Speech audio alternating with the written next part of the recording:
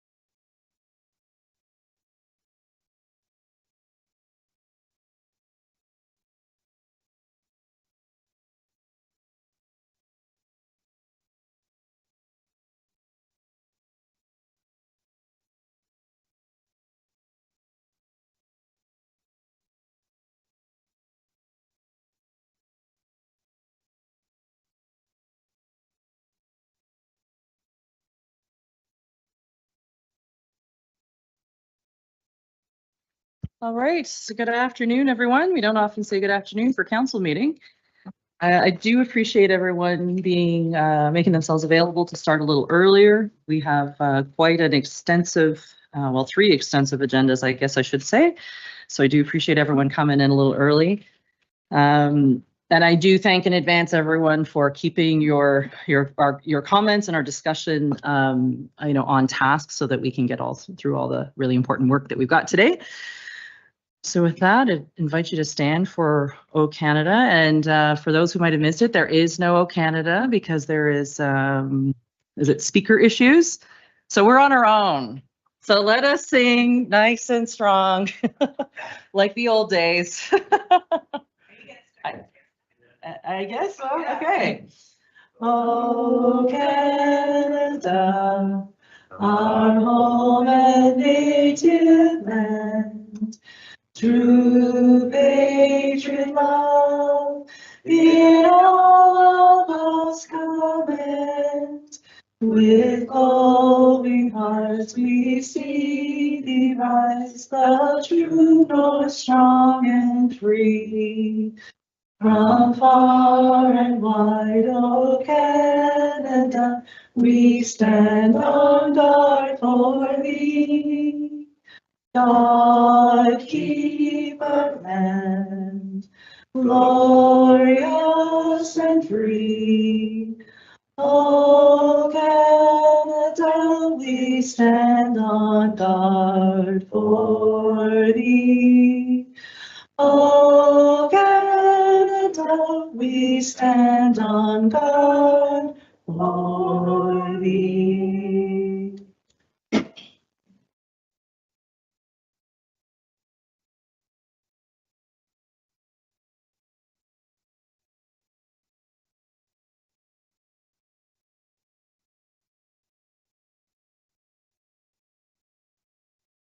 Thank you.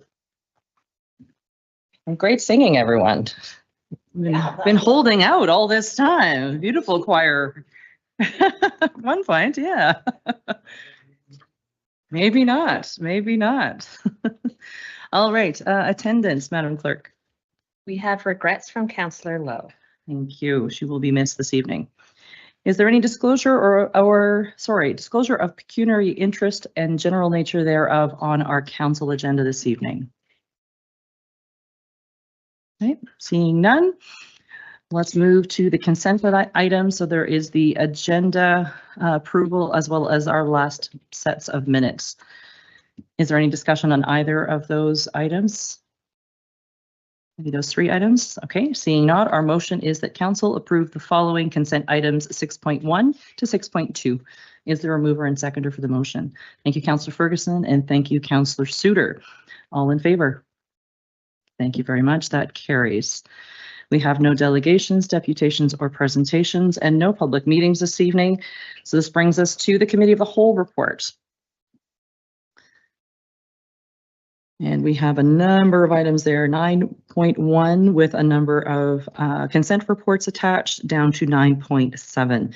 Is there any of these items a member would like to have separate vote or discussion on? Okay, seeing none. Is there a mover and a seconder for the motion that council approve the Committee of the Whole motions from the June 6th meeting? Moved by Councillor Suter and seconded by Councillor Holmes. Still seeing no discussion, so all in favor? Thank you very much. That also carries.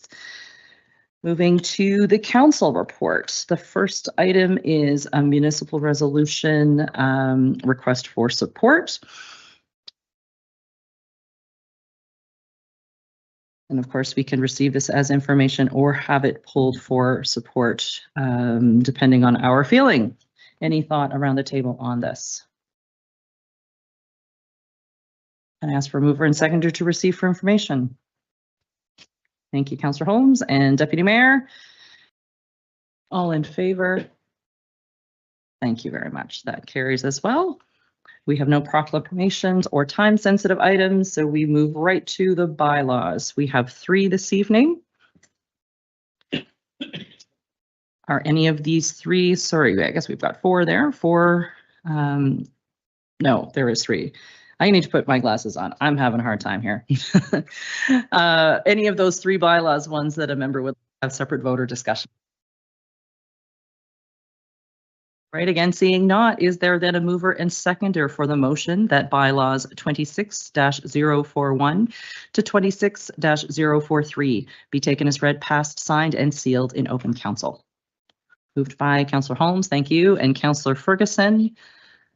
Still seeing no discussion, so all in favor? Thank you very much. The bylaws have passed. Announcements and invitations. Nothing. We are so calm and quiet these days. Councillor Torrance.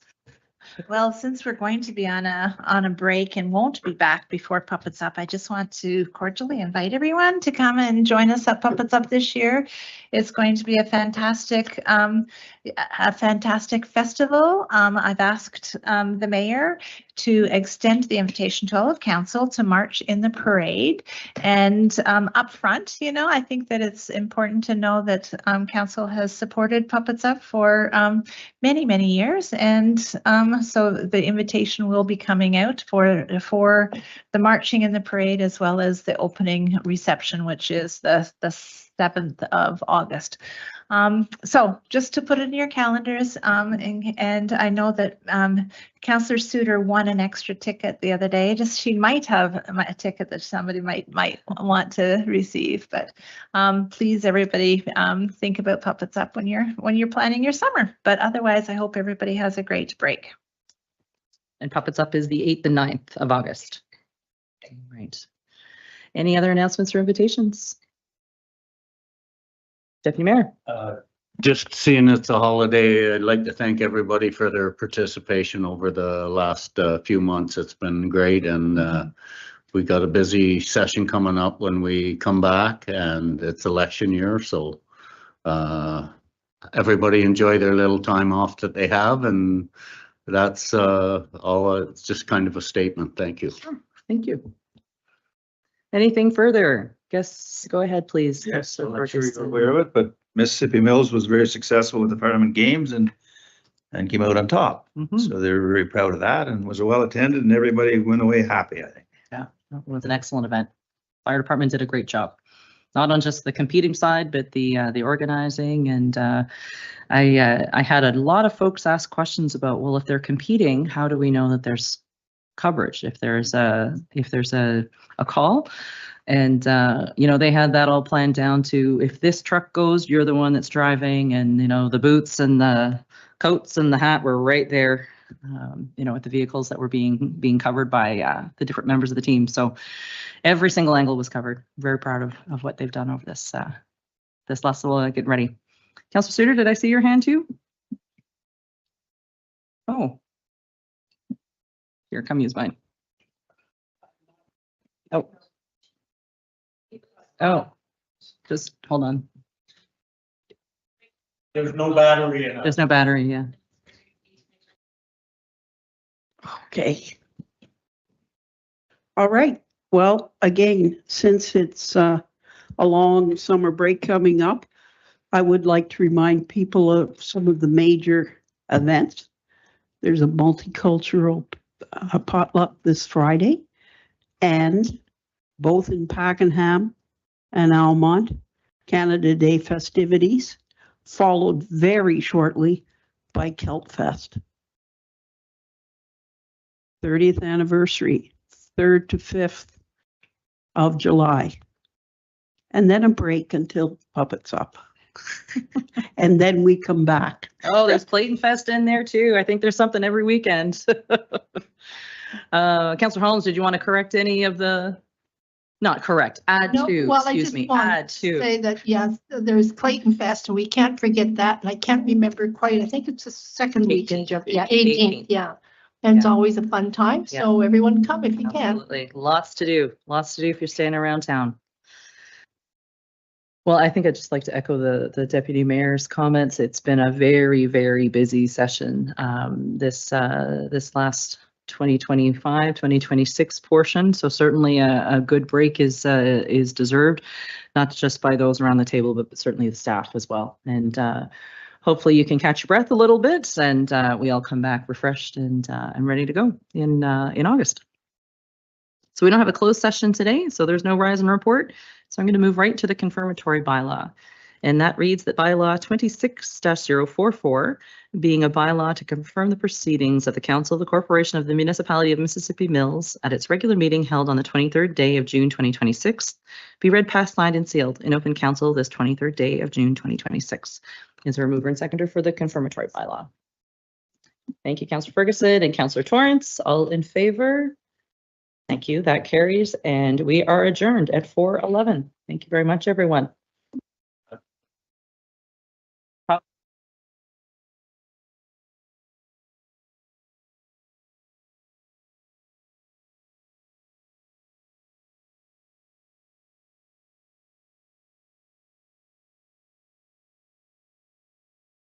We have lots of business, so I think I'll get right into it, and we'll call this meeting to order at 4:12.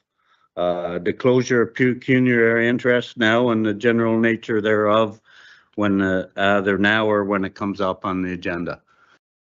Councillor Torrance. I will be declaring an interest on 3.4, the heritage designation of 100 Bridge Street, also known as the Legion. Okay, thank you.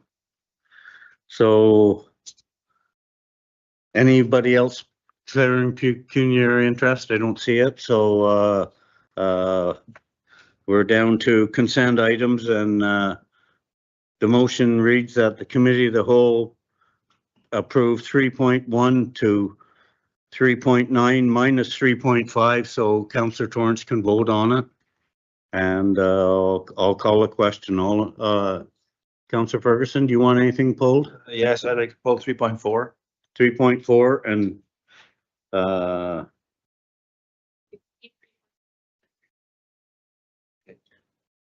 okay. Oh, yeah. And anybody else? Anything to pull?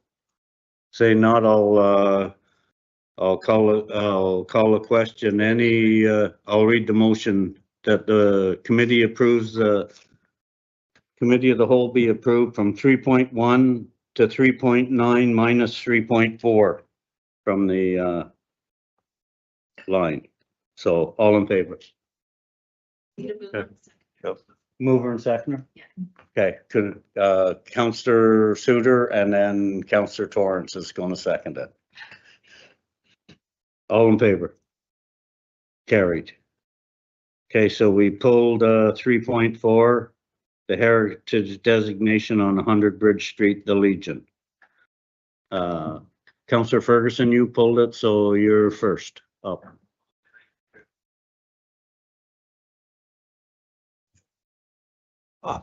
Yeah, I'd like to pull now to vote on that. And I'd like to see where we go with it. And I think it calls for a vote, right? Yes, when I looked at the agenda and I went through it, the buildings didn't even look the same to me. It looks like they took a story off it and there was lots of different add-ons, and it's been repointed 3 or 4 times and stuff. So I think it takes away quite a bit from the heritage part of it. Go ahead, Bev. So first off, I feel very strongly about it. I agree with the whole business of, we should be following the legislation, but there's also the spirit of the legislation. And I think in this case, we're violating that spirit. And just for the record, although I did originally declare a conflict of interest, I've now left the Almont Legion, so I feel that I can vote as I feel that I need to. Thank you. Any more discussion? Councillor Suter? Well, I too will be voting against designation. I did an analysis of the report and I see that there's, as far as I'm concerned, there's an inherent paradox that much of the weight of justification lies with its use. 3 out of the 5 categories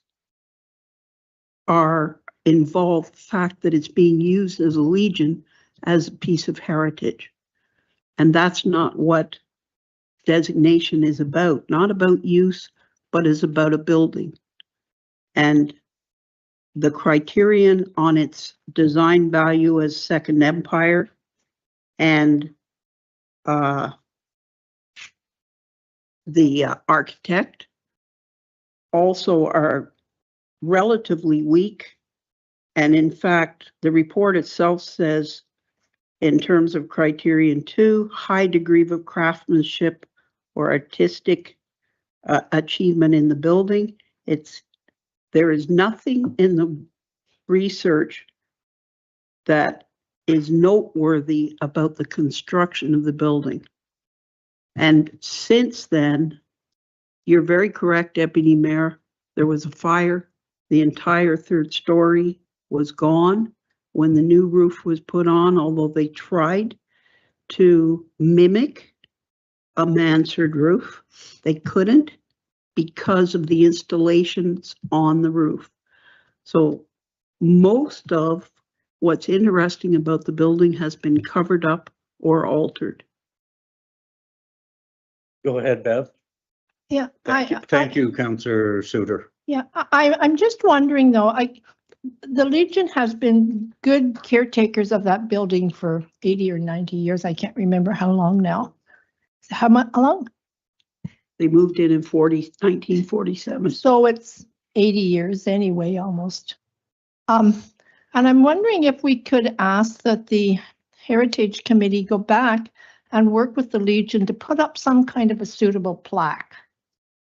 Or something to acknowledge that this is a heritage, has heritage connotations, but not give a bit of the history. I'm not quite sure.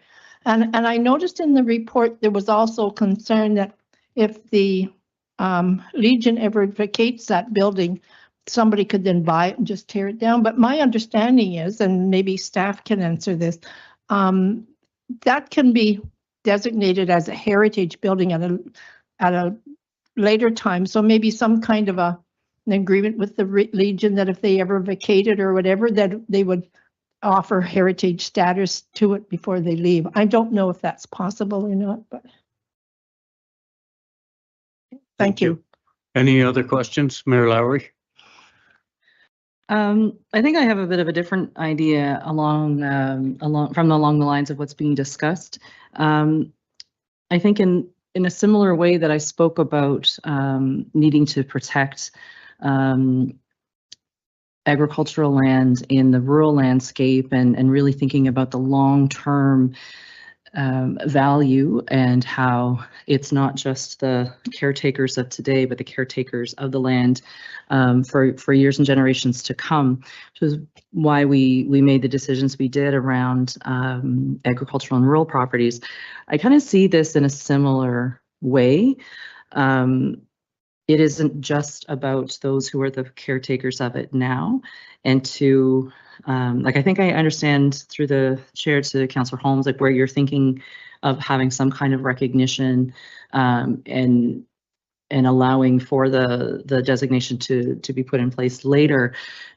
But I think regardless to who is the current caretaker, like the idea behind the designation is to recognize the importance across the community and recognizing the historical background of our community. And I see a bit of a connection in the same way that our local Legion and the Canadian Legion is recognizing the important contributions of today, but certainly the historical contributions of our veterans.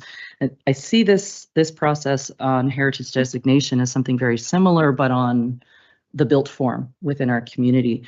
So I think my comfort is a little bit different from those I'm hearing around the table. I had asked staff to give us a little bit of information about, and I'm not sure which page it was. Page 18, I can't see it. 18, I think it is. It shows the breakdown, and I do hear the argument is 5 of 9 enough to make something of heritage value. We just passed just before this motion 5 out of 9 criteria for the mill 34, 36, 38, like the Black Watch building as an example. That's a similar ranking, if we want to say it that way. So I'm happy to support the will of council on this, but I do think that there is a higher kind of wider vision to think about in terms of the heritage pieces. And I do appreciate the comments too, that there's been a lot of change to the building. Unless I misunderstood, I think the designation is just that, the front facade, essentially, what is still of heritage value along the streetscape of Bridge Street. So I'll leave my comments there. I will stand with the decision of council on this, but I think it is important to be consistent. We have just passed a number of other recommendations from the Heritage Committee, similarly scored, and I think equally important parts of our built heritage form. And I think that's worth making sure that we protect. And certainly, if there was a day where things became a challenge for the Legion as a volunteer organization, I would hope that we would work with them and try to make it as easy as possible for them to continue to be the great stewards of that building that they are. Thank you, Mayor Lowry. Any other questions? Or I call a question. So 3.4 heritage designation 100 Bridge Street, the Legion. All in favor? Need a mover and seconder. And seconder. Moved by Bev and seconded by Councillor Suter. All in favor of the motion? Opposed? That's defeated. Thank you very much. Before we move on, could we give some direction to staff to ask them to go back and work with the Legion to around maybe some kind of a plaque and also something in there that and I understand what you're saying, Mayor Lowry, but I also know that the Legion is in dire straits now. And they've already been told by their insurance it'll go up and everything. So, you know, they've done it for 80 some years. But I do appreciate the fact that it is, and I think the Legion does too, and they are not going to do anything to that building to hurt what's there now. Thank you. Thank you, Bev. Thanks for that. Okay, I guess we'll move on. Melanie put her hand up. It's okay, but I don't want to be right up. There's going to be money involved.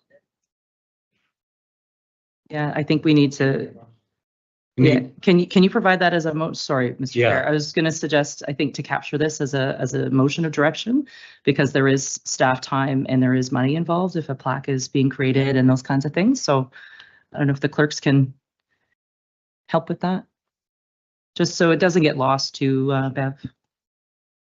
So I think somebody's typing a motion up.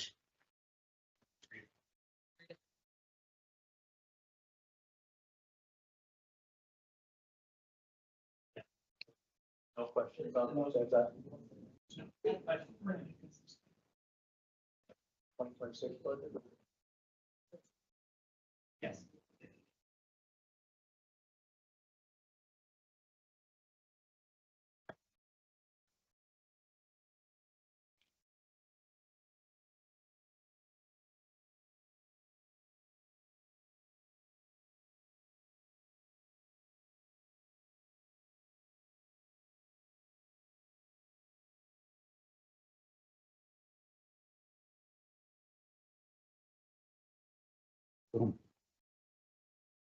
Okay, I have that committee of the whole direct staff to, what's it work with? To present a heritage plaque to the Legion, and that the funding come from the 2026 heritage budget. Does that capture? Bev, is that? That the committee of the whole direct staff to present the Legion with a heritage plaque, and that the funding come from the 2026 heritage budget. Do we need to add something about future if it could be made heritage if they were ever going to, like, I don't know, could that be? I don't know. I don't know enough about it.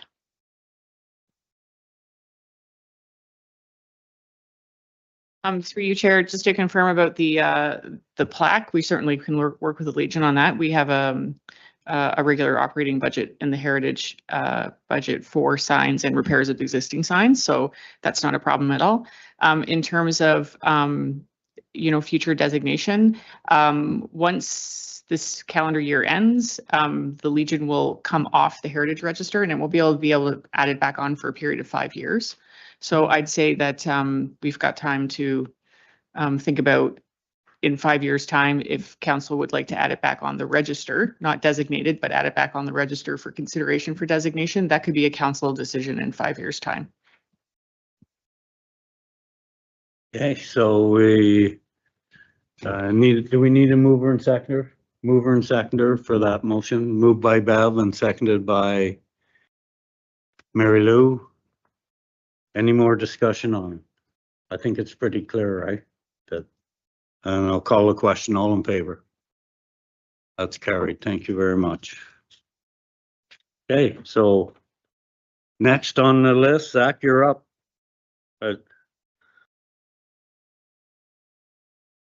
So this has got to do with the wastewater treatment plant, and it's about the cleaning of the pipes.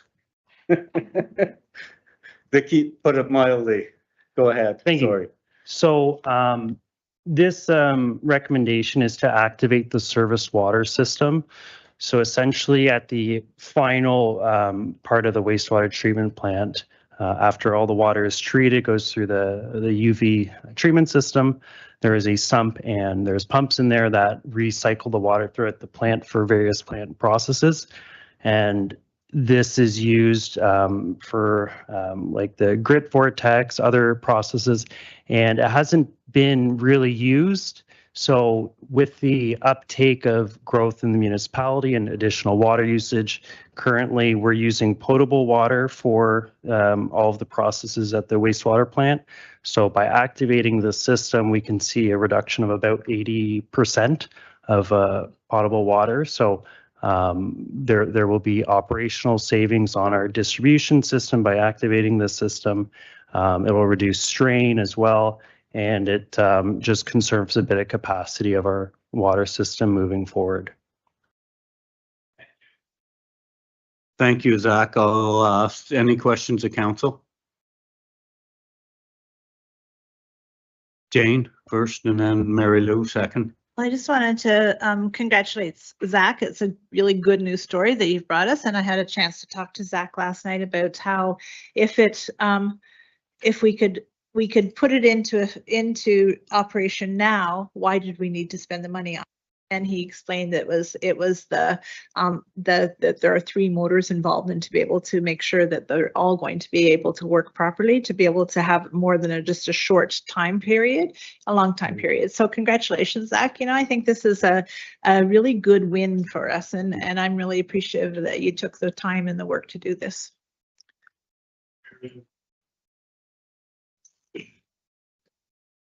Well, first of all, I would just like to echo the praise that Jane Torrance lavished upon you. My one question is, why was it not done earlier? Why was it not done at the beginning? So the system was installed initially. Yeah. And for various reasons that remain unknown of staff changeover, operations, and whatnot, we don't know exactly why it wasn't kept up and used, and perhaps it was just because the flow was so minuscule at that time, it didn't really have a large impact on our water system, that they just decided not to use this. But there were some operational issues that we did identify in this for maintaining the pumps. So part of this funding will go towards correcting some maintenance issues. But we don't really know the root cause of why this system wasn't used throughout. There is one thing I do want to mention.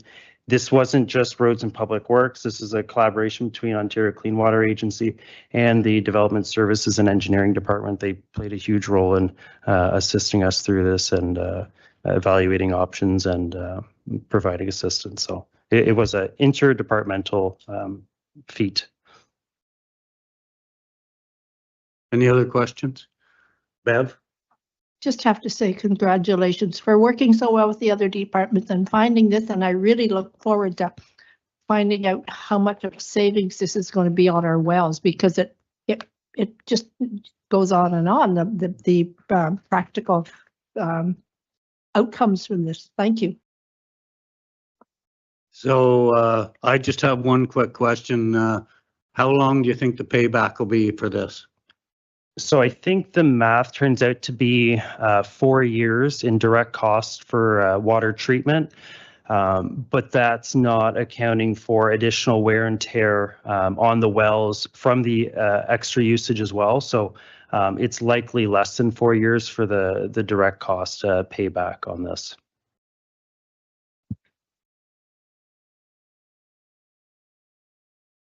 Just one last question. Have you any estimate of increased operational costs, considering the fact that you're running big pumps that for some reason or other weren't being run? Mm-hmm.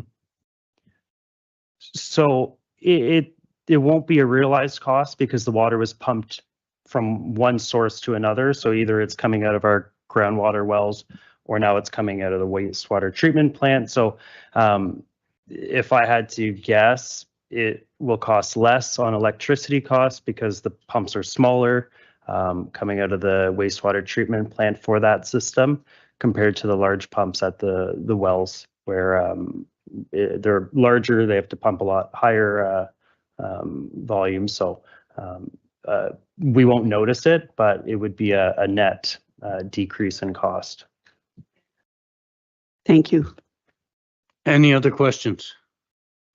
I don't see any, so I'll read the recommended motion that the Committee of the Whole recommends council approve the spending of $133,444.80 from wastewater reserves for the activation of the service water system at the Elmont wastewater treatment plant. Could I have a mover and seconder, please? Moved by Councillor Ferguson and seconded by Councillor Holmes.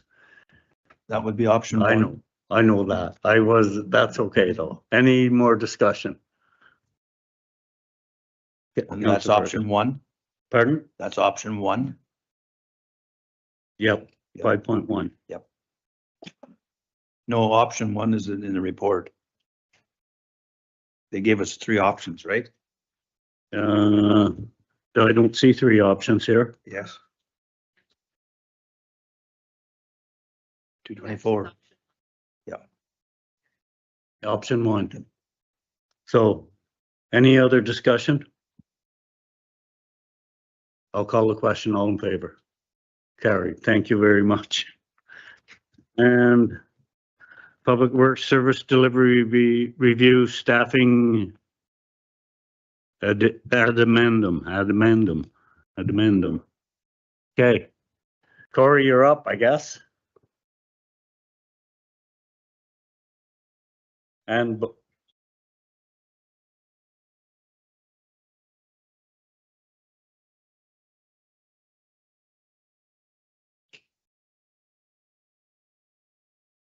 It should be a presentation.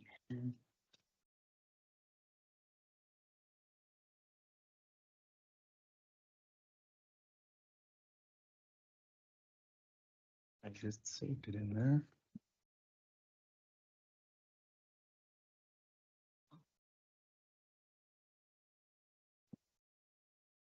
There you go.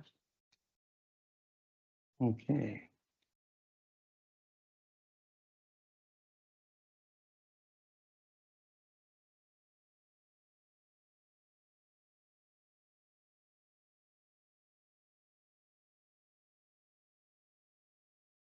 Thank you. Thank you for bearing with me. There's been a few exciting incidents happen this afternoon, so I'm just trying to ease back into this and refocus here. This is an addendum to the Public Works Service Delivery Review on staffing that was directed by council. On May 5th, we were provided direction to do an addendum to the staffing portion of our service delivery review. And as part of that, the activities we completed was we did benchmarking against additional benchmarking against Loyalist Township and North Grenville to confirm any overlap with other departments external to Public Works with the staffing. We assist our routine annual time spent on activities completed by our key staff members, including emails, meetings, operations, special projects. A surprisingly high number of time, high time amount of time was spent on meetings, emails, and then the special projects, kind of worked in between. We reviewed the consultant project administration time across multiple departments within Mississippi Mills. As we wanted to review if we have consultants perform some of the tasks, how much time do we spend looking at that? A significant amount, it turns out, 360, or I'll have to go back to it, but there's about 360 hours that we see further on for that per any 9-month assignment. And a total workload assessed by the director, the CAO, and the Human Resources business partner. So just to start off with a little bit of departmental information, I wanted to start off with kind of a snapshot of some of the things Public Works is responsible for. 53% of the municipal operational budget. This doesn't include the capital portions of the budget, with the exception of the portion of capital that is assigned to the tax levy, not borrowed, not grant money, not from reserves, not from DC charges. 53% of the municipal budget is managed by Public Works, with some of the key activities that are the most forward-facing to the public, including our roads, sidewalks, bridges, the winter maintenance, water and sewer, waste and waste diversion, and the beautification portions of our activities. I threw this in just to show a little bit about how the municipality's changed over time since I started. I started July 27, 2009. Back then, the population of Mississippi Mills was 11,734. Now it's 16,335. We had 2,294 water connections. Now we have a little bit over 3,600 water connections. Our paved roads, the lane kilometers for paved roads has increased. I will point out that the percentage of roads, paved roads in good condition or better went from 21% to 42%. So, you know, that's a positive. And the number of administrative staff in Public Works when I started in 2009 was 4 people. We're now 5. What are we seeking here? We're seeking the support to manage the current workload, offset the increased workload associated with the forecasted growth, and meet the desired levels of service that are currently not being met, including timely responses to resident inquiries, support for financial services reporting, and support for development services in development reviews. This can be supported by direction to develop the job descriptions for new recommended job positions, and directions to bring these positions forward for consideration by council during the appropriate budget cycle. When we did our service delivery review, we took a deeper dive in this addendum, and we wanted to make sure there was no overlap with other departments. So for my position, in North Grenville, there is 1 equivalent. In Loyalist, there's 2. For John Gleason's position as operation manager in North Grenville, there is 3 people doing the same works he does. Loyalist Township 3. Our Public Works administrator in North Grenville, there are 3 equivalents, and Loyalist Township 4. For our Public Works technologist doing the duties that he does, Rob Smith, North Grenville, 3 positions, Loyalist Township 6. Our environmental compliance coordinator, Zach Moshanis, in North Grenville, there are 3 people doing equivalent duties to what he does, and 9 in Loyalist Township. In the engineering section of the development services, in North Grenville, they have 2 equivalents and 7 in Loyalist Township. And while it's admitted that not 100% of the way our municipalities operate are exactly similar, that is also reflected in the considerations when we determined the level of staffing that Mississippi Mills Public Works was requesting in the service delivery review. When we added up all our hours of meetings, emails, the special projects, and all the other work assignments done and expected of the 5 administrative staff in Public Works, the total working hours was 13,736. Now, given an average of 1,860 hours, which represents an employee that has 3 weeks vacation and the standard statutory holidays, that's the amount of working hours that are left. Most of our staff have been here and had some tenure. That number's actually probably lower than that for the amount of working hours we're available to work. But given that, and it's a standard that's generally accepted, we would require, just to meet what we're currently doing, 7.38 full-time employees, not including accounting for the future growth. It should also be noted, here's one of the notes here, it should also be noted based on interdepartmental surveys managing a consultant on a moderately complex 9-month assignment takes about 362 hours of staff time.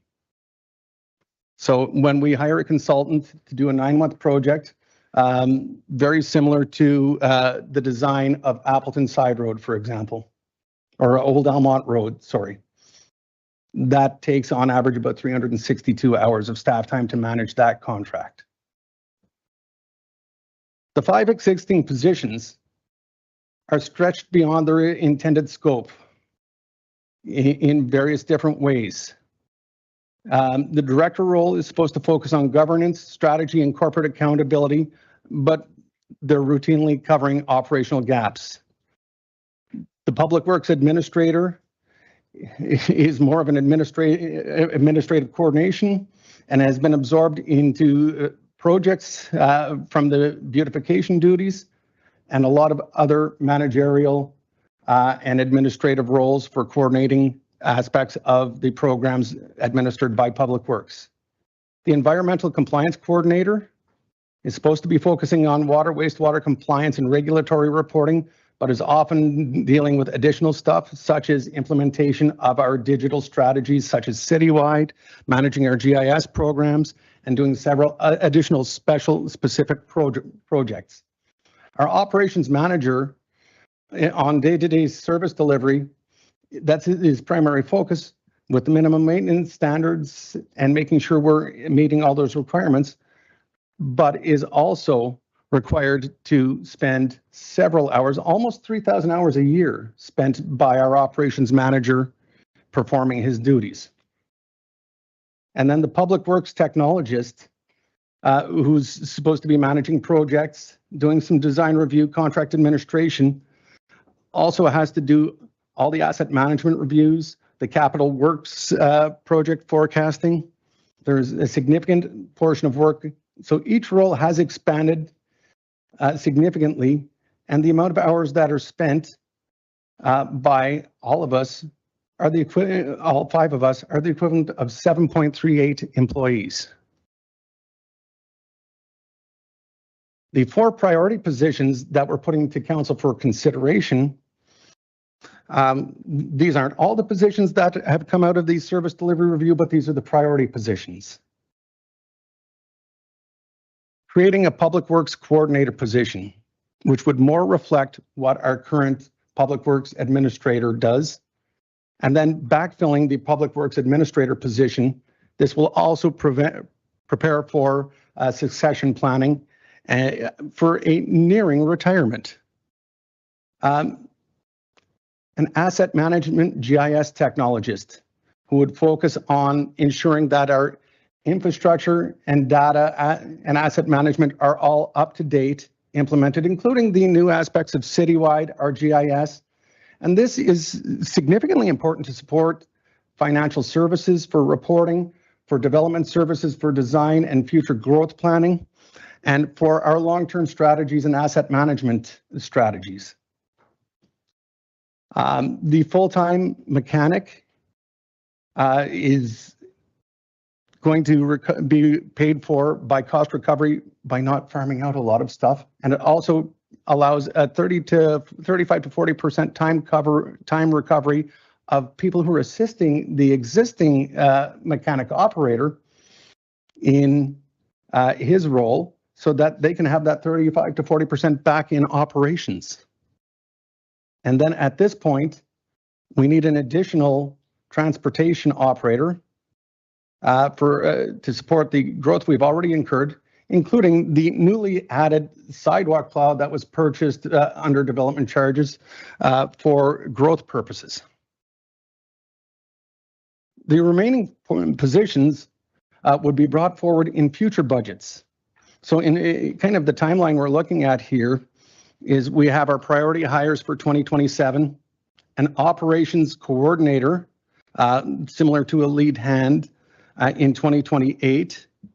2028, we would also be looking for an additional water wastewater operator to facilitate the additional growth that we're incurring. And then in the future, we would require a policy technologist, an operator, for the water and wastewater system and a transportation operator. But we would assess where we are with our needs based on actual growth when we get to there. Because if you recall in the service delivery review, we talked that we would need them a little longer term. And that will be based on actual growth when we bring that forward. This would allow for task reallocation across the administrative staff to rebalance workloads alongside the new positions. It also allows for succession planning, which is an important consideration to ensure business continuity within our department, particularly because we have, at least 3 employees that are very near retirement in the term of this report. The 2027 cost impacts would be partially offset by new revenue sources, including fees from road cut permits, road use permits, change in the way we structure fees for our addressing and our entrances, and our water and wastewater service connection permits.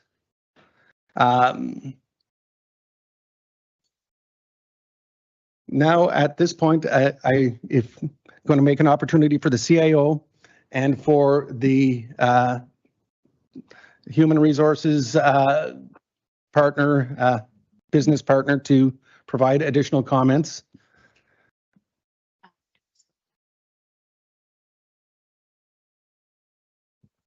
So I met with Corey and we talked a lot about, the things that were going on in his department.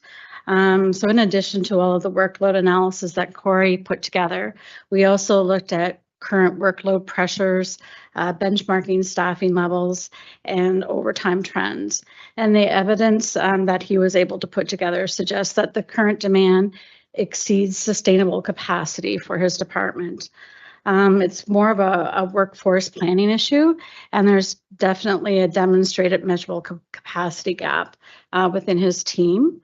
And this gap can create a number of risks for the municipality, and hiring may be a low-cost way to address those gaps. So already we can see that in the impact of that capacity gap in delayed responses or delayed response times, service level deterioration, increased customer complaints, increased risk of regulatory compliance. Some of the associated risks with inadequate staffing are increased overtime. It can cause burnout or risk of turnover in staff if they're not able to disconnect from work, a high cost of recruitment, loss of corporate knowledge, delayed projects, or increased error rates. Presently, Public Works has been able to absorb the increased workload through overtime or by creating delays in work and projects. And looking at it, whether it was kind of a workload issue versus inefficient operations, we don't really see it as inefficiency issue, as it appears as though obvious inefficiencies have already been addressed through streamlining workflows, reviewing current SOPs, making a number of process improvements, looking at service delivery models, and also digitization and use of technology to create efficiencies. So even with all of the improvements that Public Works has made over the last several years, many of the positions are still running at about 140%. With the forecasted growth for Mississippi Mills, that 140% is not likely to improve. As far as like maintaining status quo, there's probably some risk with that as well. And it may result in council having to decide if projects or what projects should be prioritized, or potentially being prepared to adjust service standard levels. And the real question may not be whether or not the team can continue operating at 140% capacity for another year. It may be whether or not the organization is willing to accept the associated risks with doing so. And that other risks to consider may be reputational risk, risk of regulatory or legislative compliance, knowledge loss from turnover rates, or failing to meet council strategic commitments, and that would have direct impact to public.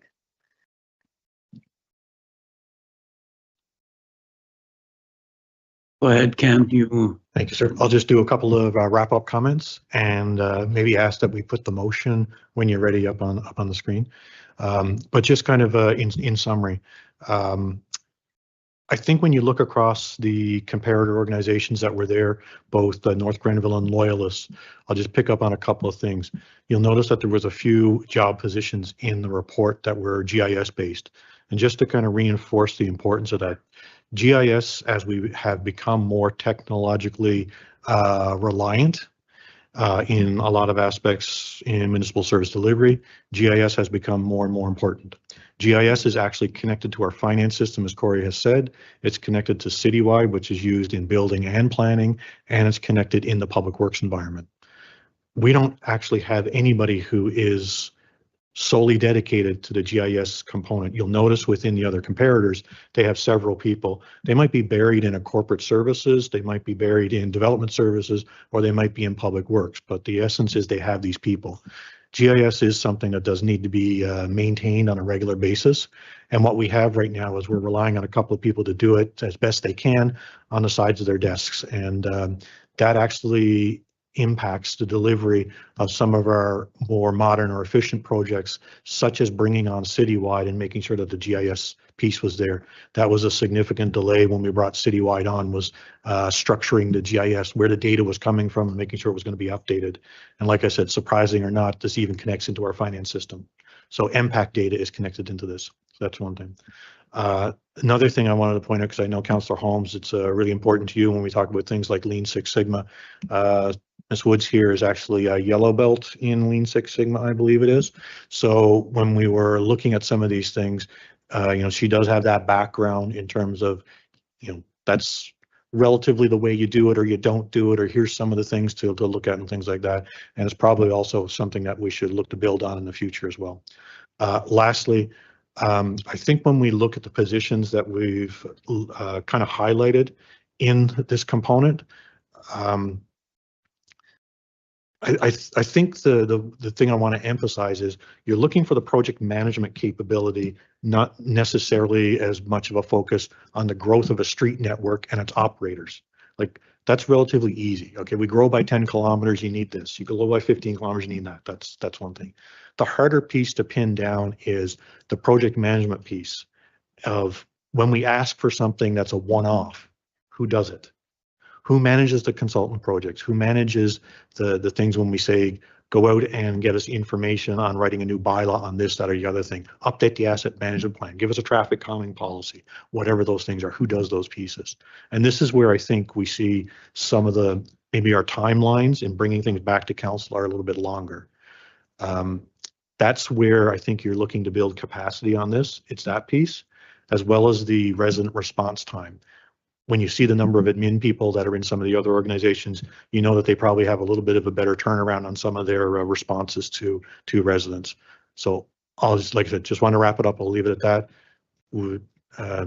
Deputy Mayor, would you want one of us to go through the motion there, or is Ms. Casey going to do it?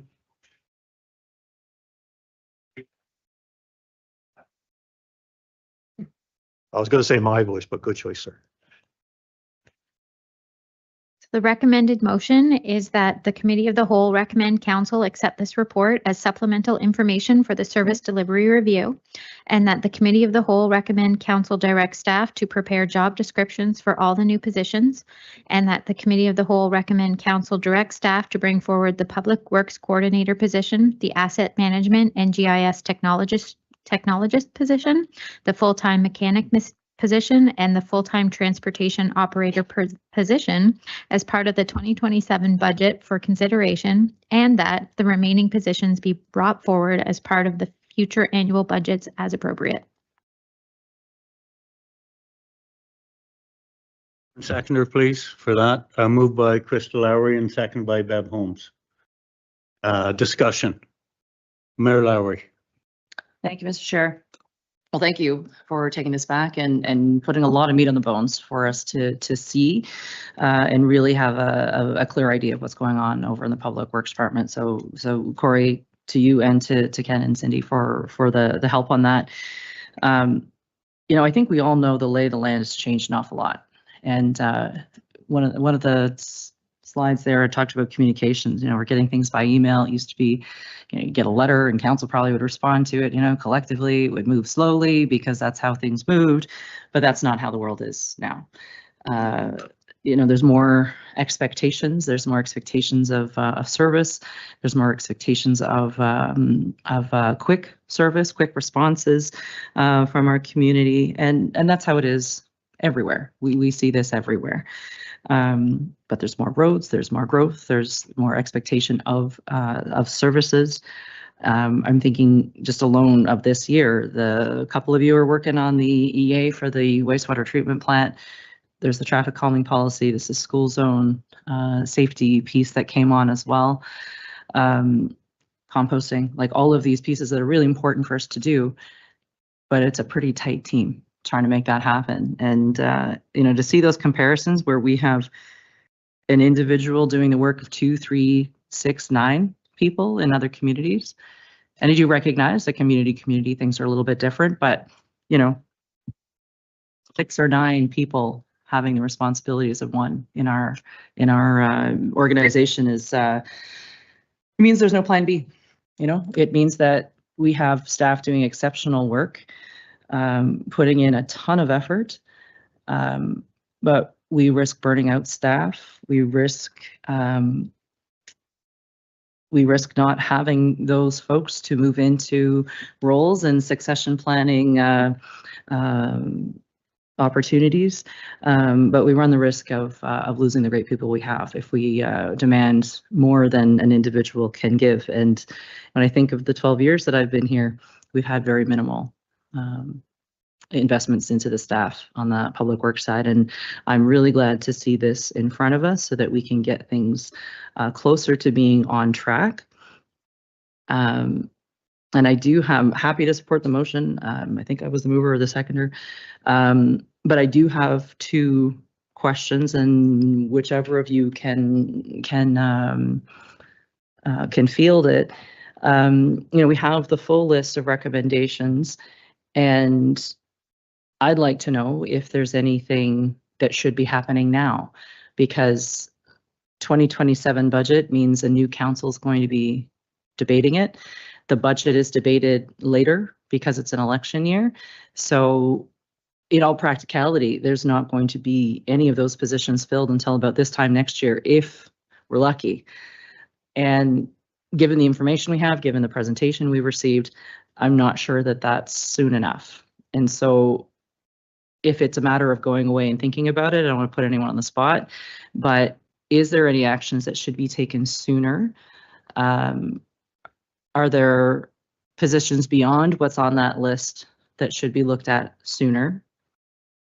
And maybe I'll stop there if you want to offer any suggestion. I do have another comment as well.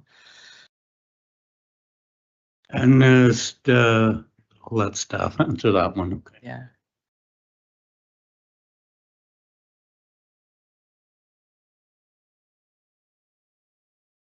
Certainly the highest priority is the development of the Public Works coordinator role and the backfilling of the incumbent's Public Works administrator role.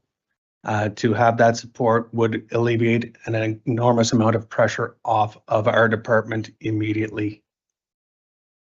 The asset management GIS role, it'll take time for preparation for that.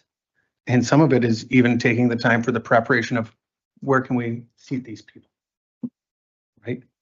But at this point, if there was something that we could do tomorrow to alleviate pressure on our department, it would be to create that position and backfill the admin position.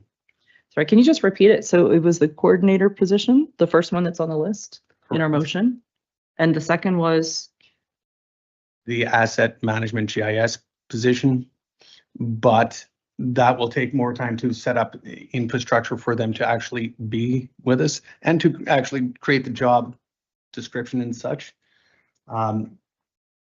Whereas, you know, backfilling the existing admin position and developing the public works coordinator position can be done a little easier, as well as creating the largest relief to our department on its stresses. Okay. And, you know, I really have to say, like, if it wasn't for Cindy doing the job she does, we couldn't do our jobs, but we also need to make sure that in 3 years and change, when she leaves us, that we have someone prepared to take over the job she does. And every minute we can have with someone shadowing her, learning from her, and understanding our department helps us greatly. Well, I'm the first to speak, so I don't want to put any kind of amendments on or anything just yet till everyone else has had an option, but I would fully support moving forward with at least the coordinator position if staff were able to let us know how we could do that, you know, at this point in the year. And if I can just put one other piece out there and we can look at motions and whatnot after our amendments. I'm thinking about the information we have from what does PM stand for? Project Management Office. You know, 212 projects in there over and above what we did with our strat plan. And an awful lot of them are connected to the public works area. Obviously, many attached to the other departments as well. Once we're finished our debate, I would like to put something forward. And I don't know if it has to be in the procedural bylaw or something, or if it's just something that staff can be directed to do. But I think it's really important for council to understand the resourcing demands of some of the really excellent work that we have asked for and that you have delivered. But we're not in operating, so we don't see how does this fit into the work plans. And I think that's a missing piece that would be really helpful for council. It may not be something we need to use too much at the, you know, this stage in this term, but moving forward, I think it'll be really important to know we can do this project and it will cost X number of dollars for a consultant.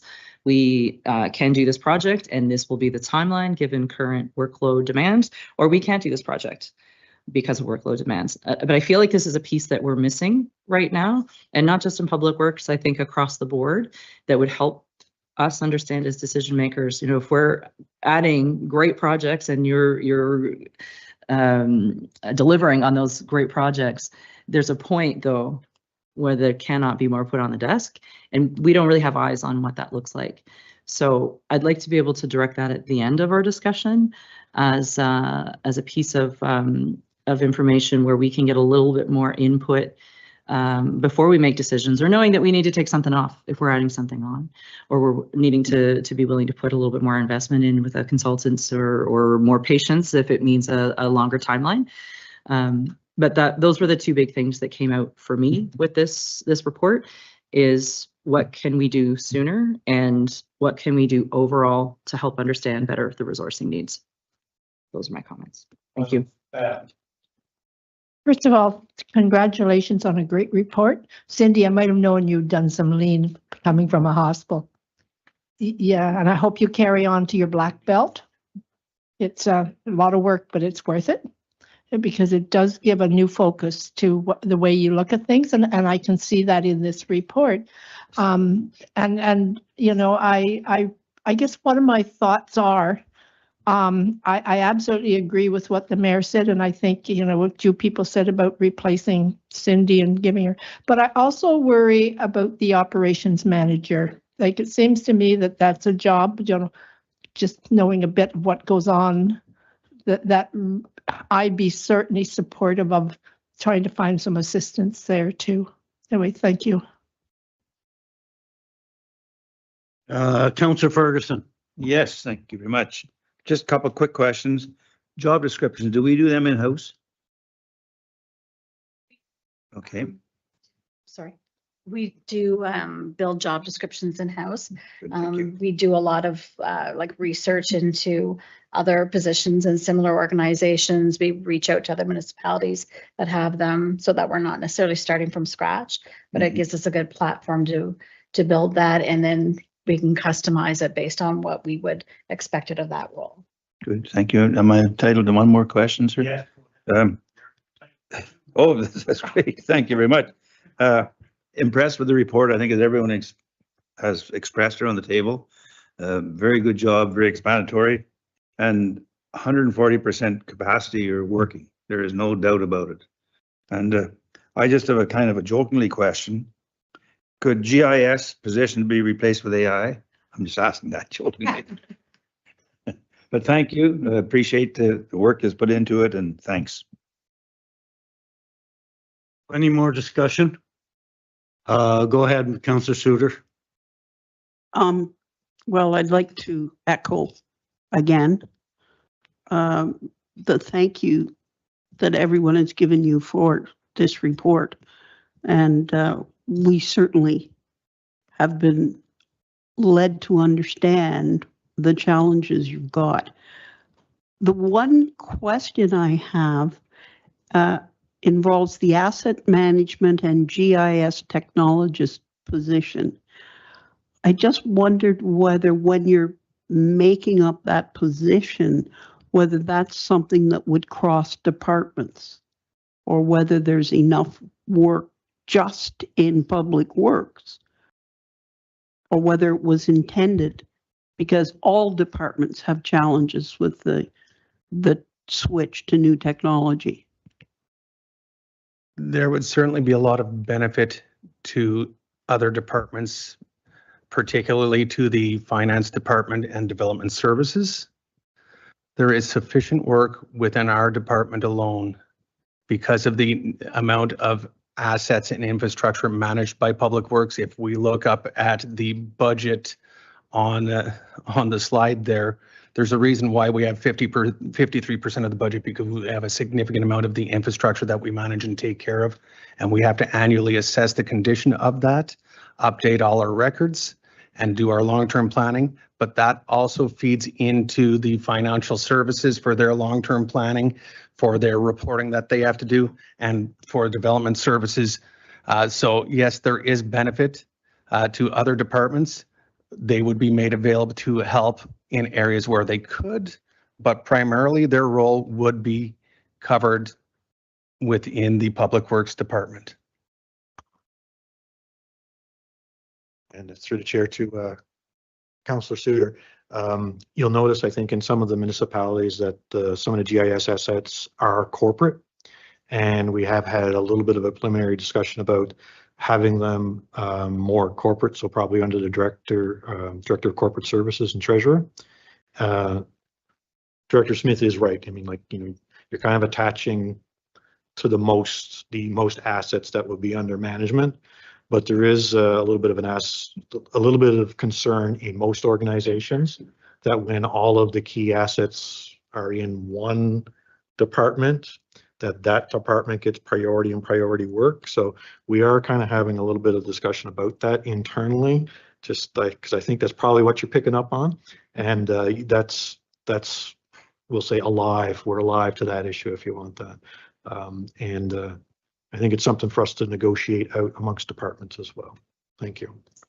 Thank you. And you're right.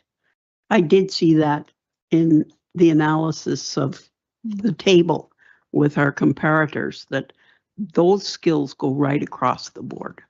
Thank you. Councillor Torrance. Thanks for a great report, actually. I have a question about, and I fully agree with everything that's been said around the table and the prioritization of the position that sounds like Mayor Lowry is going to put it on the table.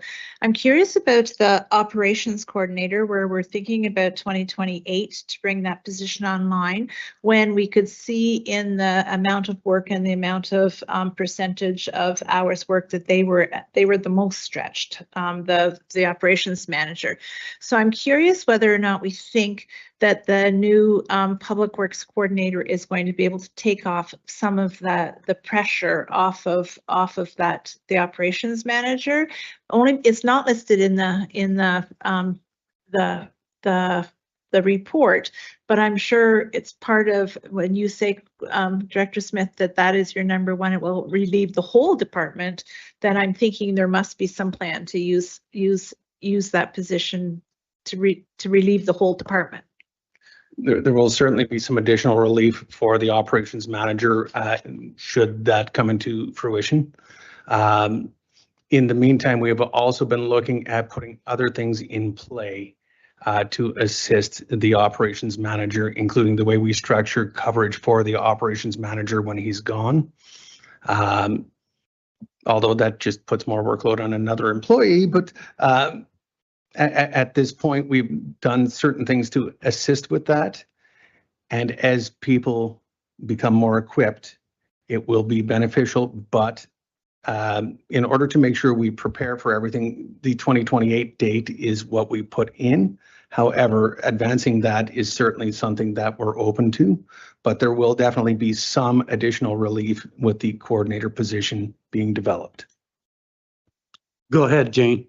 I just wondered, you know, what you've just said, Corey, but it is when we write a job description, could it be that, like, will the job description change a little bit as we roll out the full HR strategy for this department, you know? And so what might be covered in year 1 and 2 might not be covered in year 3 or 4 because we've added somebody else, but it is as we have growth and as we have a more robust staff that is obviously needed in this department, you know, like, will there be some changes in that, you know, that may include kind of statements in the job descriptions?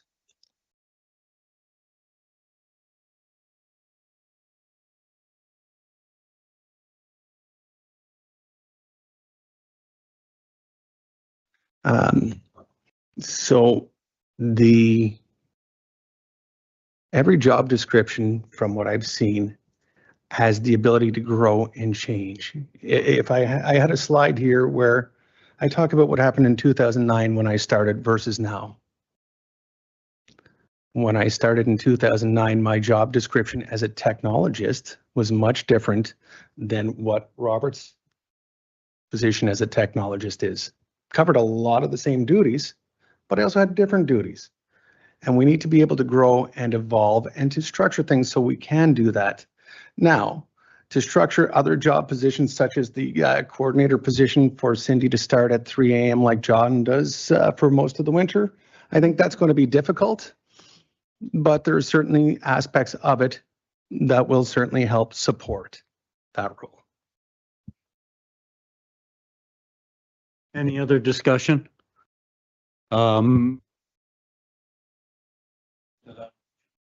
I would, and I really hope that the clerks have worked on what that might sound like.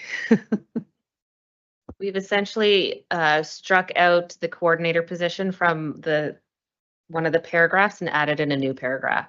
That would be bringing forward the Public Works coordinator position in 2026.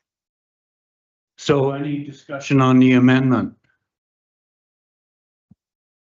Mayor Lowry. I wonder if we can add something in there just to report back to us, like how it will be funded, because it's an unfunded position at this point. I'm certain it's something we can make happen, but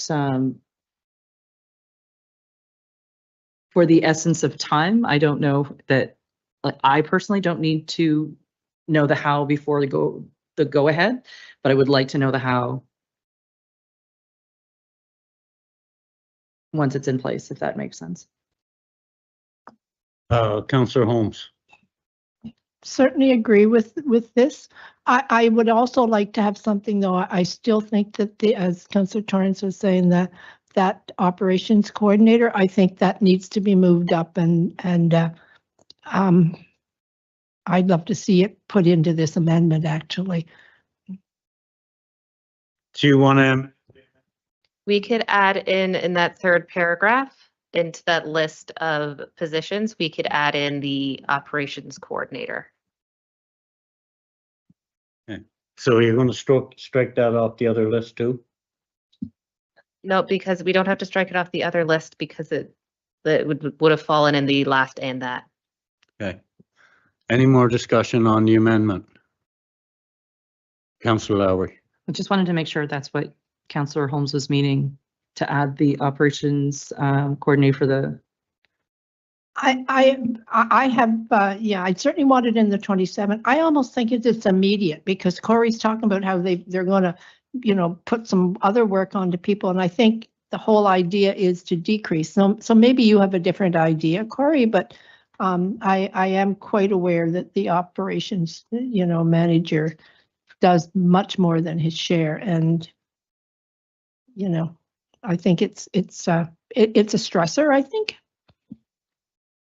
So you're okay with the amendment, the way it is? Mayor Lowry. Can I amend my own amendment?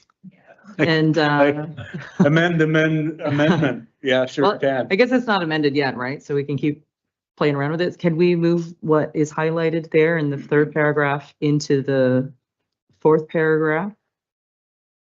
So that the Public Works Coordinator position and the Operations Coordinator position move forward in 2026. I think that's what Councillor Holmes and Councillor Torrance was perhaps after. Okay, so do I have a mover and seconder for the amendment? Bev? Krista, go ahead. Move the amendment, seconder. And it's Jane Torrance. Any more discussion on the amendment? Say not, I'll call the question. All in favor? So that's carried. The amendment's carried. So the original motion has changed a wee bit. So do we have to read it again? No? I hope not. So I'll call any more discussion on the main motion. Say not, I'll call the question. All in favor? I need a mover and seconder. Mover and seconder, Councillor Ferguson and Mary Lou Suter and Deputy Mayor. Any more discussion on the main motion? Say not, I'll call the question. All in favor? That's carried. Thank you very much for your my patience. And I think we're going to have a quick recess and something to eat before we get into development services. Yeah, I think so. And thanks everyone for. I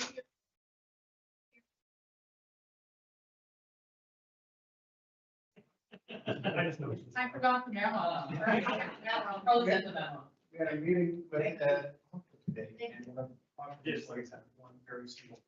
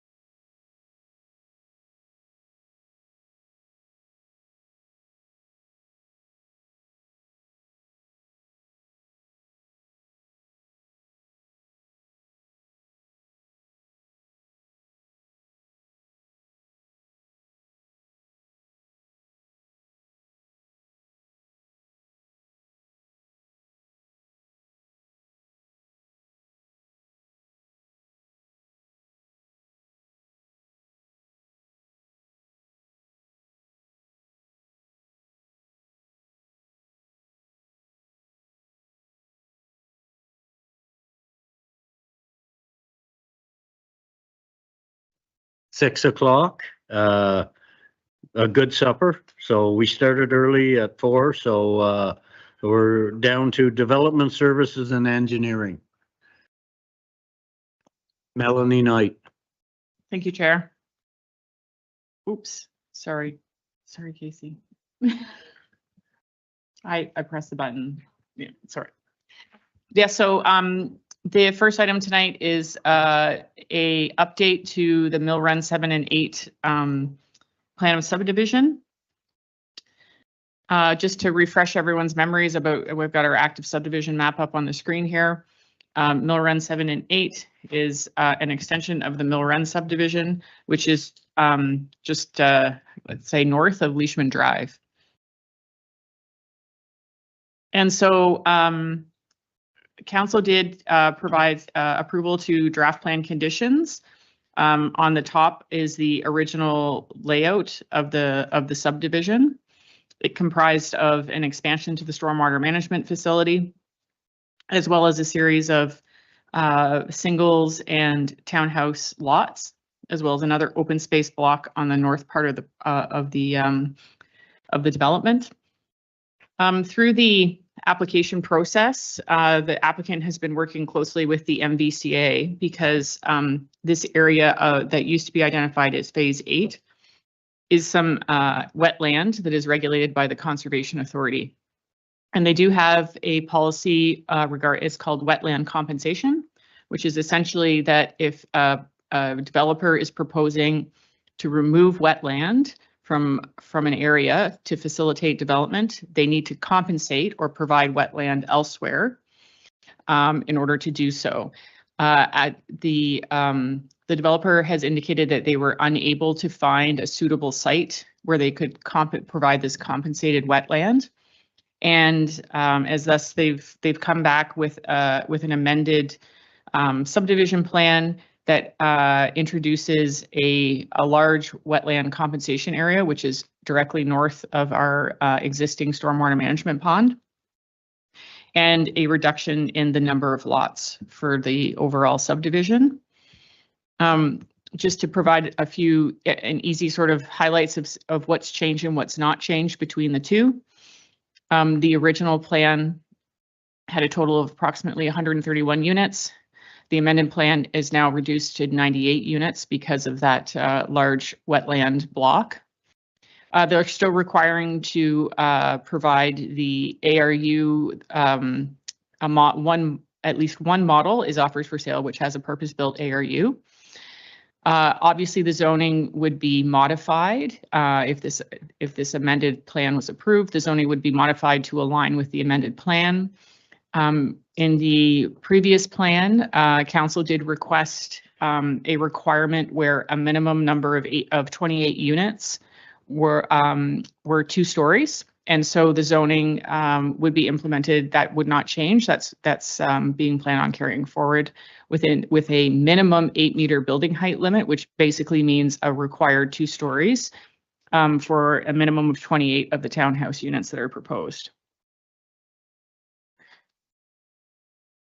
In terms of parkland, cash in lieu of parkland will continue to be provided, even though that open space block is planned to be conveyed to the municipality that comprises the wetlands. It does not qualify as parkland, so they still will be providing cash in lieu of parkland.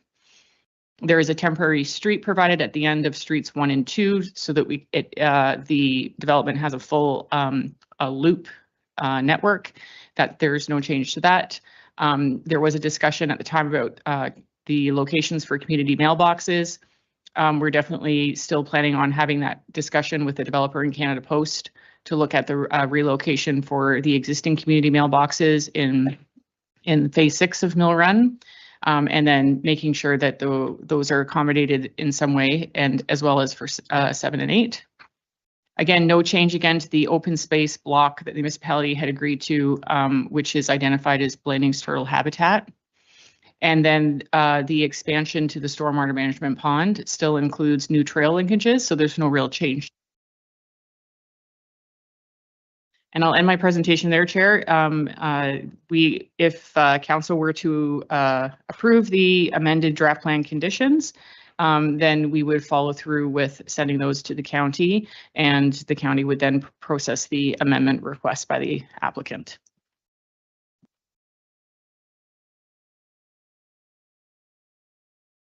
So any questions of Melanie? Go ahead, Jane. Melanie, can you go back 2 slides? There. So I just, that built form, I would like you to tell me again what you mean by that, because what I read and that I asked you about already is the introduction on going from 0 to 26 bungalows.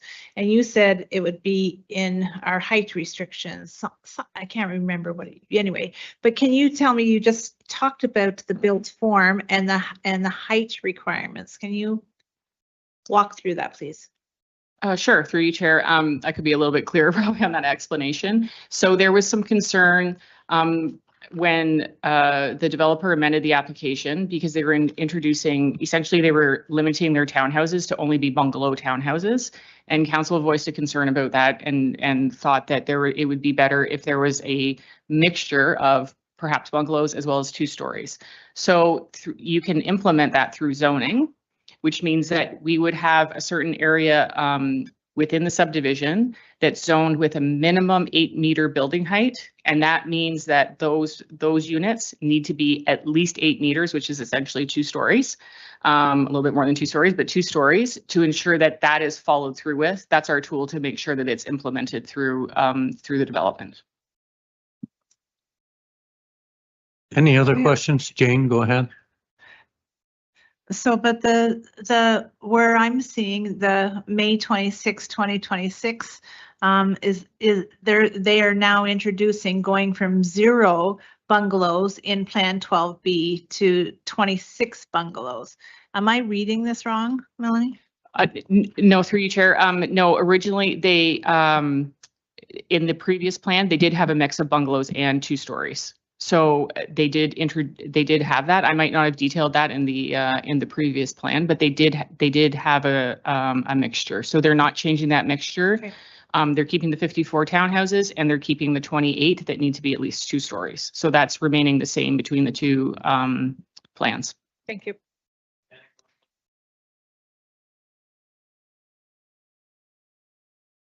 One quick one, the height bylaw. What's our height bylaw for now?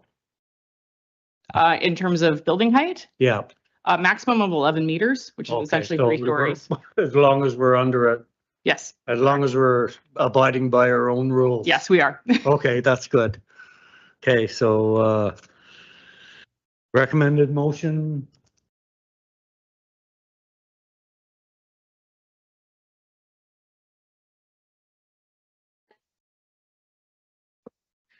That committee of the whole recommend to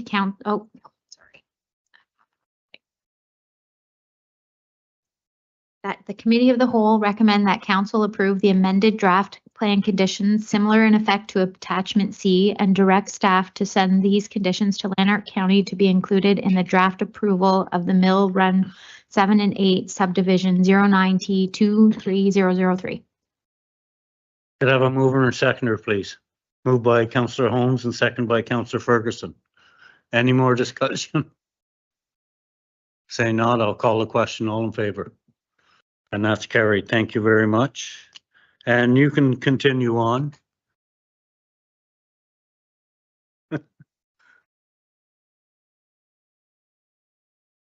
Thank you, Chair. So the next item is related to the Brownland subdivision. This is regarding the conveyance of some non-viable lands, which was discussed in September of 2025 when council approved the draft plan conditions for the plan of subdivision. So just to have a recap, the subdivision is comprised of approximately 246 units with 2 hectares of parkland. There is 1 hectare of open space, which is shown in white on the screen, actually, and comprises of a small tributary. 7 new streets, a pump station, as well as a pathway and a servicing corridor. So as I mentioned, in September of 2025, council approved the draft plan conditions. One of them was regarding some land conveyance to the developer, essentially in equivalent exchange for some offsite works that were being proposed, also from the developer, offsite works along Strathburn and Malcolm Streets. So just to highlight where we're at here, I do know in 2018, even though I was not here at the time, 2018, council acquired the lands that you see highlighted in green on the screen. And the conveyance request from the developer is the area that is shaded in white. It's a 6-meter wide piece of land, part of the original Maitland Street right-of-way, which is from the original plan. And in exchange for that, they will be doing offsite improvements along Strathburn and Malcolm, and I'll detail that in the following slides. There is also a requirement as per the council direction in September for the developer to provide a 4-meter wide graded pathway that provides that continuous connection to essentially provides a continuous connection up to the northern part of the lands, which would be, which are also owned by the developer, but also include part of the existing bike trail. So there's an existing bike trail that sort of runs along the river here and circles up, and it actually connects here, where you can see where the lands were acquired in 2018 to make that connection. And then as part of the development of the Brown lands, there will be an additional connection piece here that will be added that will connect over to the park. Go on my next slide here. This is just an excerpt of the subdivision plan, and you can see where the request is in red. That area is what would be is requested to be conveyed to the developer, and then the area in green is where it would be graded for a pathway connection. And just to illustrate the change in the subdivision, again, this is on the left-hand side is the subdivision, which was currently draft approved, also by the county, draft approved by the county. And then this would be the alignment. It's a bit fuzzy to look at, honestly, but essentially what it equates to is a slightly different alignment, especially a different configuration in the center area. And it does result in the developer gaining one additional residential lot. And just to give council just a little bit of a visual of where that pathway connection is, actually some staff we went out last summer and actually, walked the pathway that's highlighted there on the left in green along that you can see on the aerial map. And then you can see how the subdivision would be developed, providing another, ensuring that there's a pathway connection, but also providing an additional pathway connection to connect the lands to the north. Councillor Torrance. Did you get to rock bottom when you went that walk? We did not go that far. No, we did not. We got distracted by the silos, to be honest. Went over there instead. And then so here's the proposal for the offsite works. Again, this was shown at the draft plan approval stage for council's consideration, but essentially it details improvements along Strathburn Street, the inclusion of a sidewalk, as well as some improvements along Malcolm Street down to Dunn Street. And I'll end it there with the recommendation on the screen. Recommended motion reads that the committee of the whole recommends that council authorize the mayor and clerk to sign a memorandum standing reflecting the framework detailed in attachment B, authorizing the convenience of the non-viable lands illustrated in draft R plan contained in attachment C, and the committee of the whole recommends council proceed with the land conveyance detailing in attachment B after the MOU has been executed by all parties. Can I have a mover and seconder, please, before we have discussion? Moved by Councillor Ferguson and seconded by Councillor Suker. Discussion. Councillor Ferguson. Thank you. Melanie, could you go back a couple of slides and show us where it hits Highway 29? Is it up at the rural access corner? Excuse me. Yeah, up in on your red one on the right there, up as it comes out on Highway 29. Yeah, I don't actually, that, there's actually nothing changing other than the red circle, the area that's circled on the screen. There's actually nothing changing on the remainder of the subdivision. So the connections out to 29, so that's over here on the left-hand side of the screen. Those connections, like this layout here, Mhm. is not changing at all because of the land conveyance. It's only this area here. So this area on the right is just an excerpt of this area here, once the land conveyance is changed. So you can just see like the lots are essentially slightly Yes. modified, Yeah. but the remainder of the subdivision will remain the same as it connects to 29 here. So this street here, and then this is Strathburn Street here connecting to 29. but above Strathburn, there's nothing else come out there? Above? Above Yeah. here? Yes. Yes, so Okay. this is an existing agricultural lands, and it's outside the urban boundary Yes, right right, now. yeah. Yes, correct, yeah. Okay. Yeah. Oh, thank you. Any more discussion or questions, Mayor Lowry?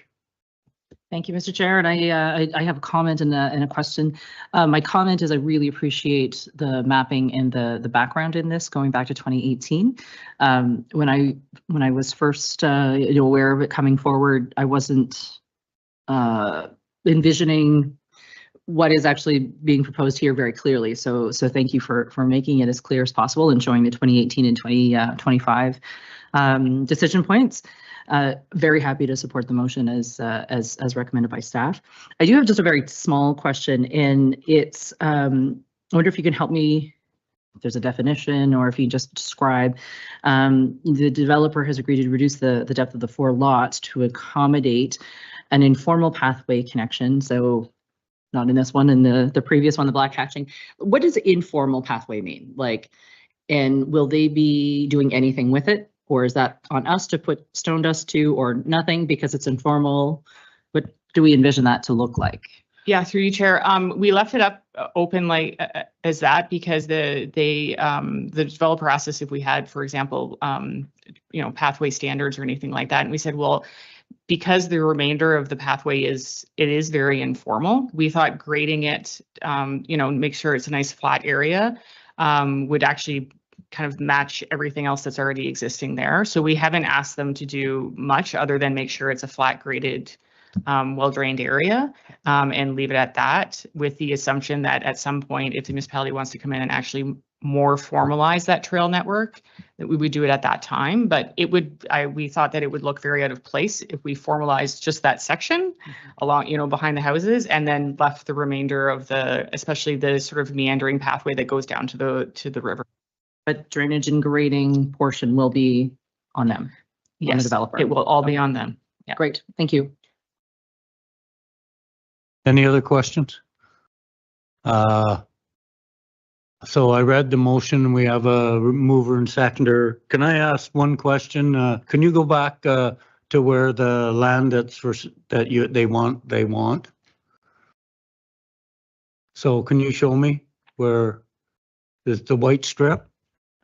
It's the red strip here Oh, on the okay. screen, So just the red strip there. that's why I thought, why would they want a piece of property on the other side of the pathway? Okay, thank you. So we have a mover and seconder. Any more questions? I don't see any, so I'm going to call a question. All in favor? That's carried. Thank you very much.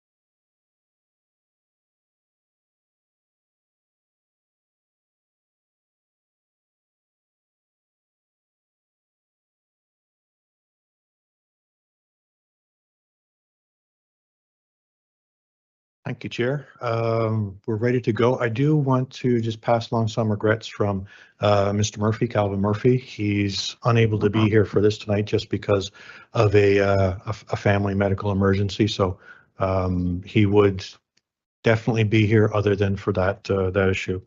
So to jump right into it, council provided direction to staff during the budget process in 2025 to, you'll see below, develop some guiding principles for essentially recreation clubs, tennis club, curling club, lawn bowling club. In further discussion that happened on April 14th, when the draft principles were brought back to the committee of the whole, council expressed the desire for those principles to be broadened. We brought back 4 principles, and there were some, through the discussion at council, there were some obvious holes and some things that weren't there that council expressed the desire to have in place. So what we did is opened a discussion with individual members of council that you could provide input into redrafting of those principles, and we have, they're represented in the report there for you tonight. But I think in terms of what we're actually going to do here tonight, you have the 8 principles, the new ones that are proposed, but there's a couple of different ways we could possibly go through this tonight. We can go through it 1 to 8 in the order that they are there. We could kind of group them into ones that are probably less controversial, I'll say. At least by my opinion, they're less controversial, and get those out of the way. Or you could just open it up and, we'll wing it. Each member will just speak to whichever principle they kind of wish. And I'm also open to other options. So what we have here is, or what I have in the slides, is each individual principle on an individual slide that we can put up, we can talk about, we can amend or address in any way you wish, and then they'll be the principles going forward. So this would turn more into kind of like a working session in that regard, but I'm also open up to any other. So before I kind of proceed into this, that's what we have. I don't want to go through reading each principle to council. They're in the report. It's kind of like if you want to pick, change them, then we'll speak to them. So what's the will of council to go through these 87 8? No. And I thought it was 87 because I read the agenda. How do you want to do the method? Councillor Suter. Well, I think that Mr. Kelly has said he's prepared a slide for each of the 8. And I would suggest we work through them in order, because they tend to be organized, first of all, along the 4 originals and then others. So the meat of it was in those first 4. And I would prefer to work through each slide and hear people's input. And if we need to amend, fine. Any other suggestions? Are we okay with that? Okay. Councillor Ferguson. Could we, or would there be consideration of grouping the ones that would fall in the 10 to 20% category? And I think there's 3 of those, if I'm not mistaken. There's 1. Okay.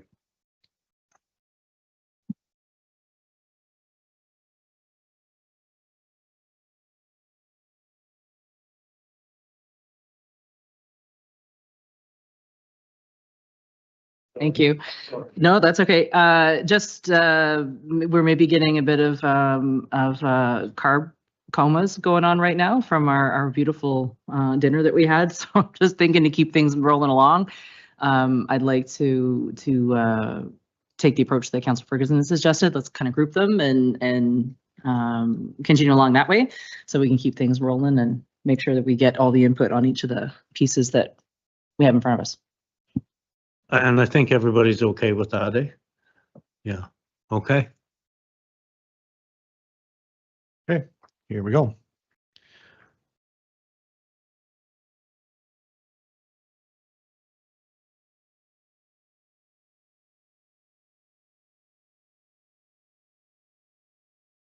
So I think there's a couple that are around the grouping that are access to programs, school partnership, that go together. There's also access to parks, okay, which is kind of I believe that's number 8, the last one in our package. If we want to group them, that's one way we can go. So the school partnerships, we'll start with this one. It seemed to be fairly uncontentious. Facility user groups and grant recipients are encouraged to work with local schools to support physical education programming, introductory clinics, open houses, youth engagement, and program growth. Where possible, the municipality should also explore opportunities to co-locate future facilities or services such as childcare programs in schools, shared sports fields, shared playgrounds, and continued reciprocal agreements with school boards. This does actually play with the last one that we have or build on it.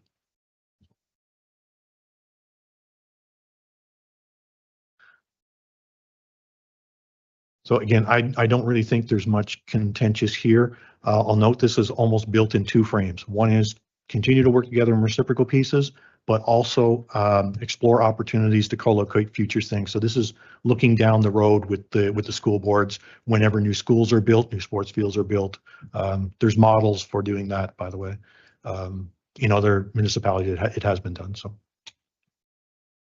open any chair to any comments or move on. I don't know if anybody has a comment. I just think that that's a pretty good idea. They're one of the major landowners in the community, so, and they have lots of fields that are already set up for use, so I don't have a problem with that.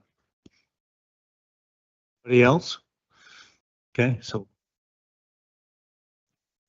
I'm going to move to access to programs, and then we're going to go to number 8 on the list, which kind of dealt with open space and public access to open space. So access to programs. Mississippi Mills will subsidize limited access to programs outside of the municipality that it cannot directly offer itself. The eligibility of programs and those that can avail of the subsidy will be defined by council. So this captures the aquatics piece. Okay, so we don't have aquatics offered here in the municipality, so the idea here was to continue with something like a reimbursement program, which is already in place, but also potentially explore other things. I think what we have to be careful of with this principle is if you don't state aquatics in this principle, this can get pretty broad. I don't know if council has like you told us to be broad. I don't know if you meant this broad. If you may want to say your intention is very specific in this, that it's aquatics programs. Remember, we budget about $24,000, I think it is a year, or $20,000 a year for a reimbursement program. I think we spend a good portion of that. That's kind of the intention here, and you could definitely put some limitations on this principle. Thank you, Chair. Lowry. I like this principle, but it is does open us to perhaps take on more than we're able to. So I wonder if we simply adjusted Mississippi Mills will consider subsidization of limited access, because I think that still captures the aquatics program that we are happy to have in place. And there may very well be other programs that we would like to do. But I think it's that we want to consider them. We don't want to give the impression that we'll take on all programs that may end up being far more than we're able to sustain. But I like this one. I think this is an important one, and I like it otherwise. Councillor Torrance and then Bev. Well, I would like it to say we'll subsidize aquatic programs. You know, if we want to subsidize other programs that are not available in the municipality, I think we can absolutely have that discussion. There are lots of programs that are available elsewhere that we don't have here, but it could be growing our growing our program substantially because we don't offer fencing here. We don't offer football. We don't offer, you know, like there's lots of other programs that could come in. And so I see it as us pitting ourselves against ourselves here, you know, like when it comes to budget time, because we haven't had those conversations about what does other limited programs mean, or you know, we could really, this could be a multi-million-dollar reimbursement. So I would say we say aquatic reimbursement, but I think the other programs that might be needed, I think is a really good idea for us to explore in a future work plan, because maybe this will grow, you know, but I don't think I'm willing to let it grow right now without thinking about what those budget implications are. That's my 2 cents. Councillor Suter. That first sentence is so broad. It's frightening because it doesn't say why or how or we cannot directly offer these programs. If we leave it that open, it may be that somebody comes to us and wants a subsidization for a child or an adult to participate in something like elite training given in Ottawa that we don't offer. Well, obviously we don't offer elite training. We don't have that population base. This whole idea came from the fact that we could not afford to build a swimming pool, and we had gotten out of the agreement with our neighbors. So perhaps we could limit the first sentence by saying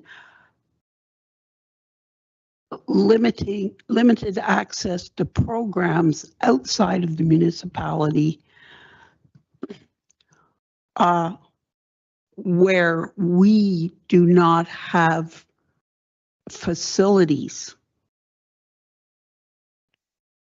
to offer those programs.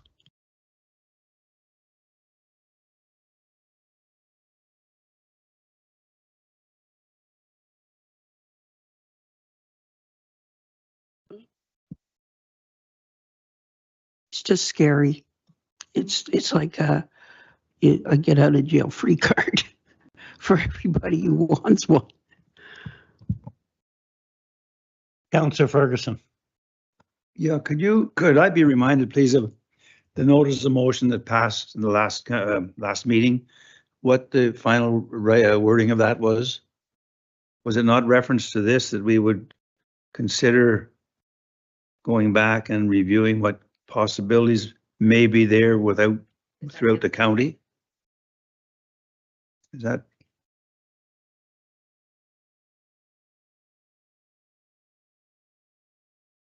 I'm not sure. I know we met.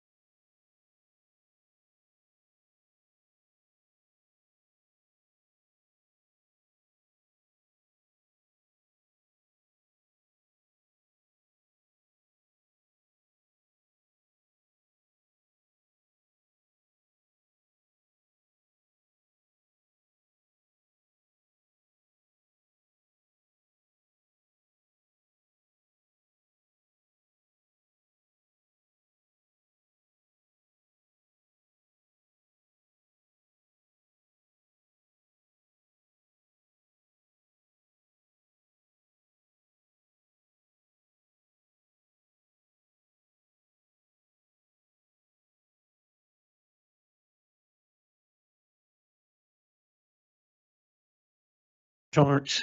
Just through you, Mr. Chair, to Councillor Ferguson, do you see that this like the final paragraph is in conflict with what is proposed for access to programs? No, I think it's in accordance with it. And really, that's the bottom line. I think that therefore be resolved. I think that addresses what we're talking about. Councillor Torrance. Well, I think to have the guiding principle that we're going to continue to reimburse people for the aquatics program. Once, if something were to happen from this other motion down the road, then we could certainly take this off. You know, they would become redundant at that point. But sorry, Mr. Chair. Mayor Lowry. Very respectfully, I think we're moving in the wrong direction. Guiding principles really need to be at a high level. There's nowhere else in here that we're naming any specific sport or any specific club or any sport. And I think we already have a commitment in place for the aquatics program. I don't see that changing. It's really important. It's working really well. There is other work, well, it's gone now. There's other work that we're undergoing as well. And I think for guiding principles, we need to keep it high level. We need to keep in mind, like this is to go overarchingly over the work that we're doing with a number of clubs, a number of different sports, a number of different ways of providing recreation. And it's not a comment at all about my commitment to the aquatics reimbursement program. But I think for the exercise that we have in front of ourselves, this is guiding principles. Council's not held to things. I think it has it. Oh, I'll go to this one. It's right in here. The eligibility is defined by council. So we might be getting like a little bit in the weeds on this one. And I think if we can keep ourselves thinking about it from that high level, which guiding principles would be, I'd like to loosen it up a wee bit so it's more about considering and that it reinforces the last sentence that this is defined by council, end of day. But respectfully, I cannot support naming a specific program or sport, but it is absolutely not a comment on the importance of that program. I think we're all really committed to it. Any other discussion on second guiding principle? Mary Lou. Tiny grammar comment. Outside of the municipality, change for which to when. When we don't have something, then we will consider subsidizing access. But for which it does not have facilities to offer such programs sounds awkward and redundant. So saith the English teacher. Thank you for the grammar correction. Appreciate that. Through the chair, I think what we're trying to capture here tonight is concepts, principles, what you're agreeing to and not. Commas, whereas, the, etc. We'll work on those after the fact. You know, if right now, if you tell me aquatics is in or out, that's probably the benefit of what we're here. Thanks. Councillor Torrance. I totally bow to Mayor Lowry's wisdom here and to take it out because we already have it put in someplace else, you know, like that and then this remains broad rather than narrow. I agree with this.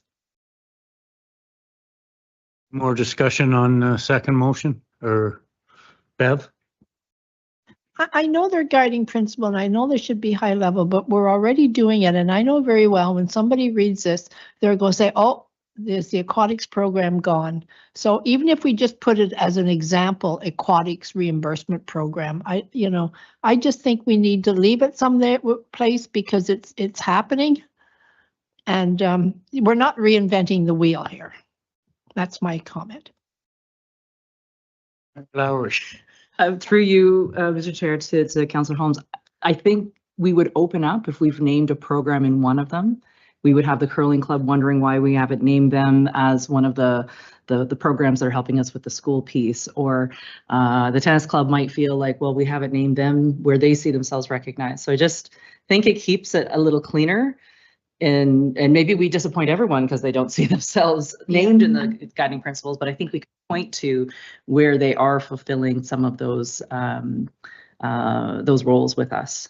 I hear what you're saying, and it's not such a big issue that I vote against it, but I go back to the fact that that is one of the programs, and yeah, they might be upset because they're not named because they're not part of the school program, but we're not paying them either. This is a reimbursement, so anyway, that's just my thought.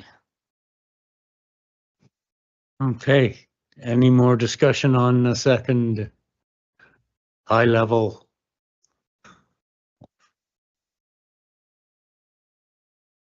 So, are we okay with that, the way it's written now, that we've changed it a couple of times? No? Oh, boy. Well, I'm stuck here, so I don't know what to do. So, We can't do straw polls, right, Madam Clerk? No. so we need a motion?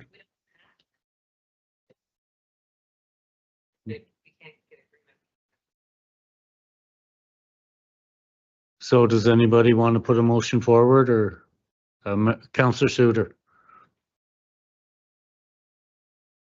Turn your mic on then first. Okay, if you're that gonna would make a help. motion.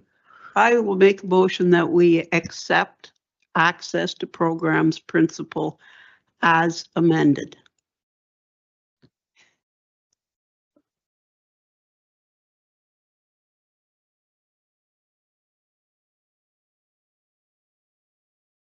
I was just gonna say, we don't need a motion that specific. We can just, if we're just gonna word the motion that vaguely, I guess we could just say it for the whole motion. You know, see what I mean? Instead of when you table it, it would be that committee of the whole recommend council approves the guiding principles as amended. We wouldn't have to do it individually, is what I'm saying, if we just leave it that vague. However, if there's a lot of, if it's not a unanimous vote on this one, you might need to do a very specific motion on this guiding principle.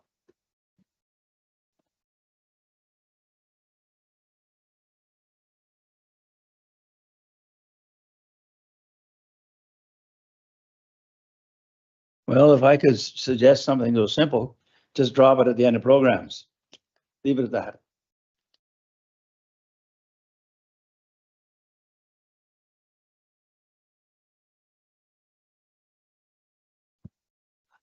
So, are we okay with that, or no?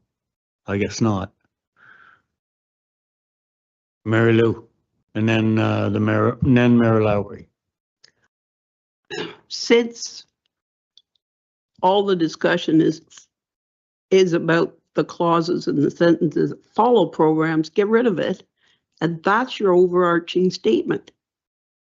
If we don't have facilities, then we will consider some sort of subsidization for programs. Bang. That's all there is to it.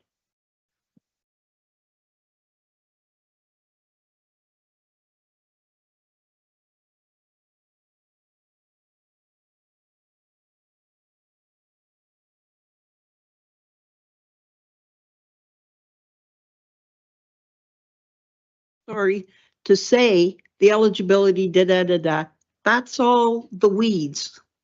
That's all detail. It can be all covered in that one first sentence. I like that too. So I do. So we don't need a motion then, with that. Everyone is in agreement with that? The main motion will just read as amended that you select.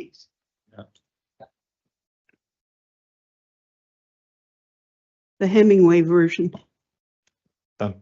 Next one, again, kind of access to access again, but this one's to public space. So Mississippi Mills should plan for growth by securing public spaces that support community gathering, active transportation, and overall community health. Priority should be given to acquiring high-value public spaces through the subdivision approval process and other planning opportunities. Projects such as the public realm and the proposed community design plan should focus on the provision of a variety of public spaces.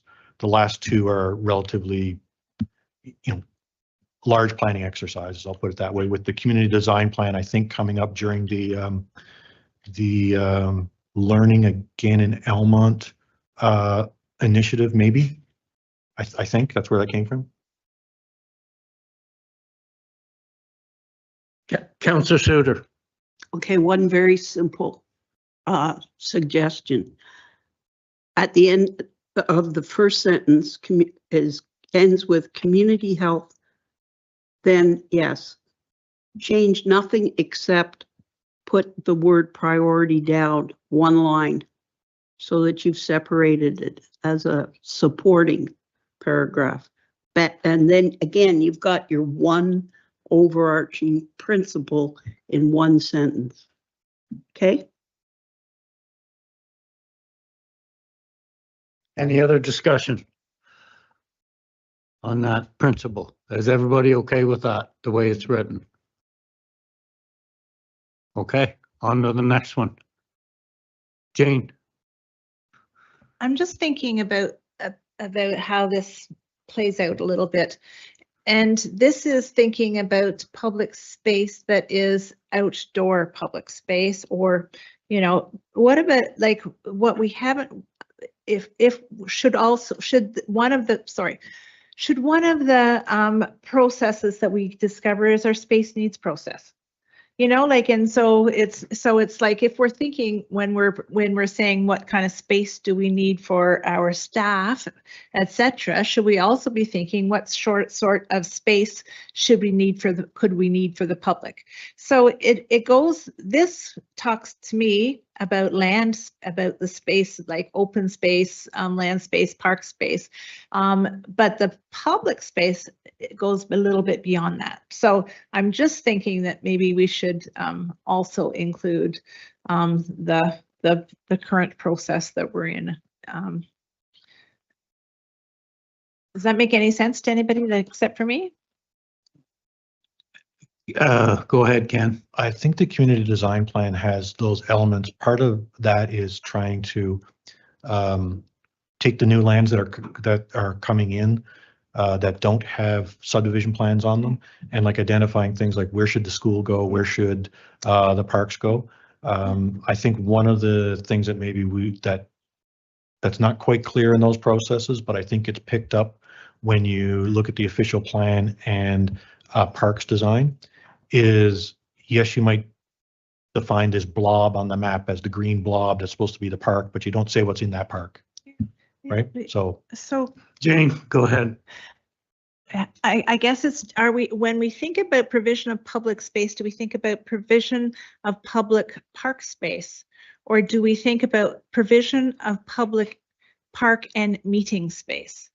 And so I get that, it's what a community design plan might look like, but it's the difference is if we were to be thinking about how we might use a building and whether or not we shouldn't put aside a community room in the building. It's a very different concept. It's still public space in my mind, but it's not land space. It's built form. Mayor Lowry. See, when I read this, it occurred to me that it did include what you're describing, they're almost highlighting it there, highlighting in gray, securing public spaces that support community gathering. Like I thought it did mean, a community room wherever, but maybe in the second paragraph where it's listed, projects such as the public realm plan and proposed community design, maybe we also just put in municipal needs because then it clarifies space needs. Maybe that's the qualifying piece that does point to community gathering being, outdoor public space, could be indoor public space. Yeah. I thought it was already there, but that makes it clearer that it is there.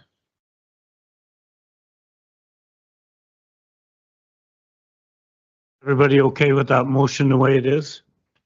Okay, so on to the next one. Or motion, I mean, recommendation. So the next ones are going to be slightly different. So changing away from access or provision of space. go with this one. The volunteers are a valuable asset. So some of the commentary from the feedback from counselors was that we weren't, as much as we were talking about the clubs maybe giving something to the municipality, either a capital recovery, et cetera, or fees and things like this that were considered, we're not recognizing the give of the clubs or what they bring as an asset. So volunteers are a valuable asset. Recognize the value of volunteers in the provision of programs and sustainability of organized groups and clubs. Include in negotiated agreements some representation of the value of volunteers to the municipality. Provide support in the form of education, group training, shared equipment, lessons learned to help sustain organized groups. I think that was the original intention, or say the discussion from counselors. Again, I think this is broader when we talk about what about the volunteers at the museum? What about the volunteers at the youth center? What about the volunteers at the events, whether those are a Puppets Up or something like that? Again, it's broader. We are trying to capture grants that are given by the municipality, as well as these the more organized clubs in each one of these events. I also think it's good to have in your minds, at least, that we're trying to make these applicable to museums, the youth center, our event partners that we deal with, as well as those organized clubs. And by that, I mean lawn bowling, tennis, and curling. Any discussion on that? Go ahead, Mary Lou. Turn your mic on too, please. Sorry. Yes, I like that idea because it does go back to the grant program. But how about putting in the municipality may provide support in the form of?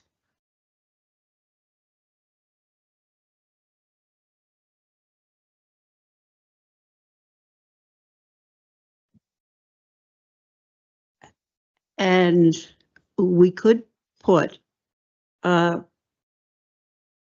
the form of education, grants, group training, just put the word in grants somehow. Actually, the grants are the way you're going to get some of this stuff done.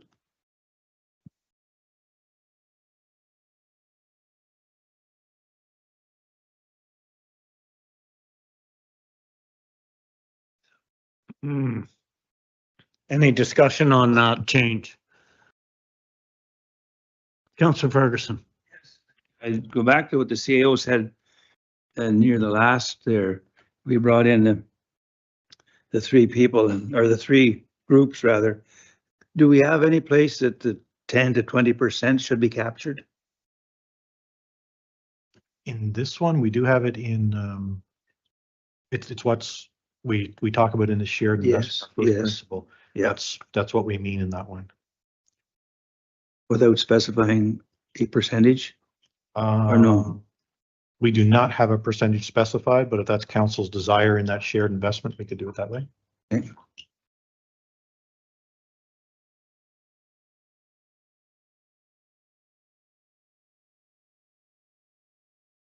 Oh, Sorry, I'll go back to the one we were working on, which was this. So let's get this one over with. Is everybody okay with that, the way it's written? Guiding principle? Okay, I guess we're okay, Ken. On to the next one. Perfect, sir. The next one, I think we're kind of moving back towards the original four here now. This one we're going to focus on is probably the easier of the four, inclusive programming. So facility user groups and grant recipients are encouraged to offer programs that support participation by all age groups, including youth, adults, and seniors, as well as those with accessibility needs. Where feasible, they will try a laddered program model, such as introductory try-it sessions, recreational or social leagues, and competitive streams. There's a sub to this, which I think is almost verbatim, I think, from one of the submissions from one of members of council. Barrier reduction measures such as pursuing subsidies for low-income families and considering accessibility needs, including parasport options and sensory-friendly programming. Again, the intention is broadly applicable, museums, clubs, our own municipal programs, grant recipients. On that, guiding principle. Mary Lou, and then Well, basically, I think after the first sentence, you're getting into the how rather than the what of the principle. And so maybe if you separate it into paragraphs and start that one, for example, comma, where feasible, this might include, because your principle is in the first sentence.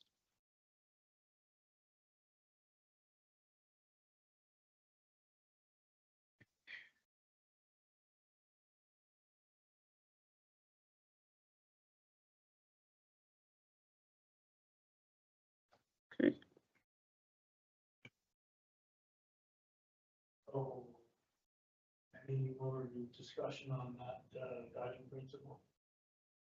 What do you think?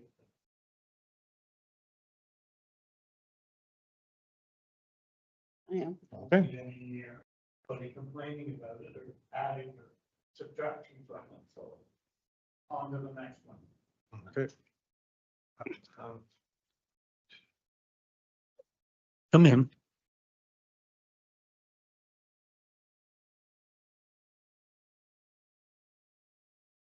Okay, so we are down to essentially 3 out of our 8. This one deals with community access.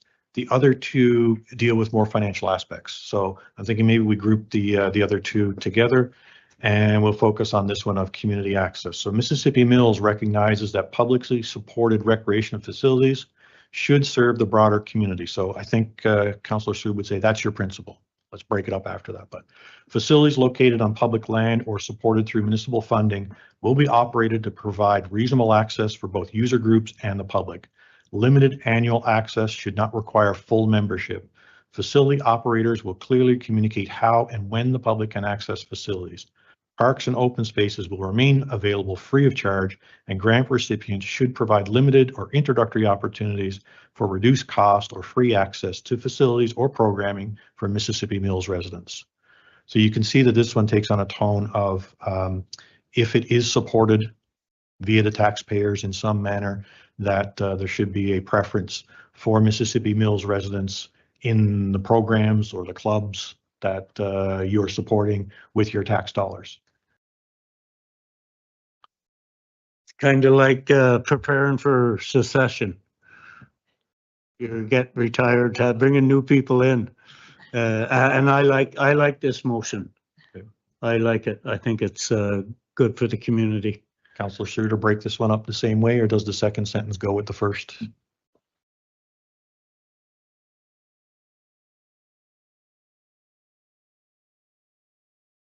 Okay.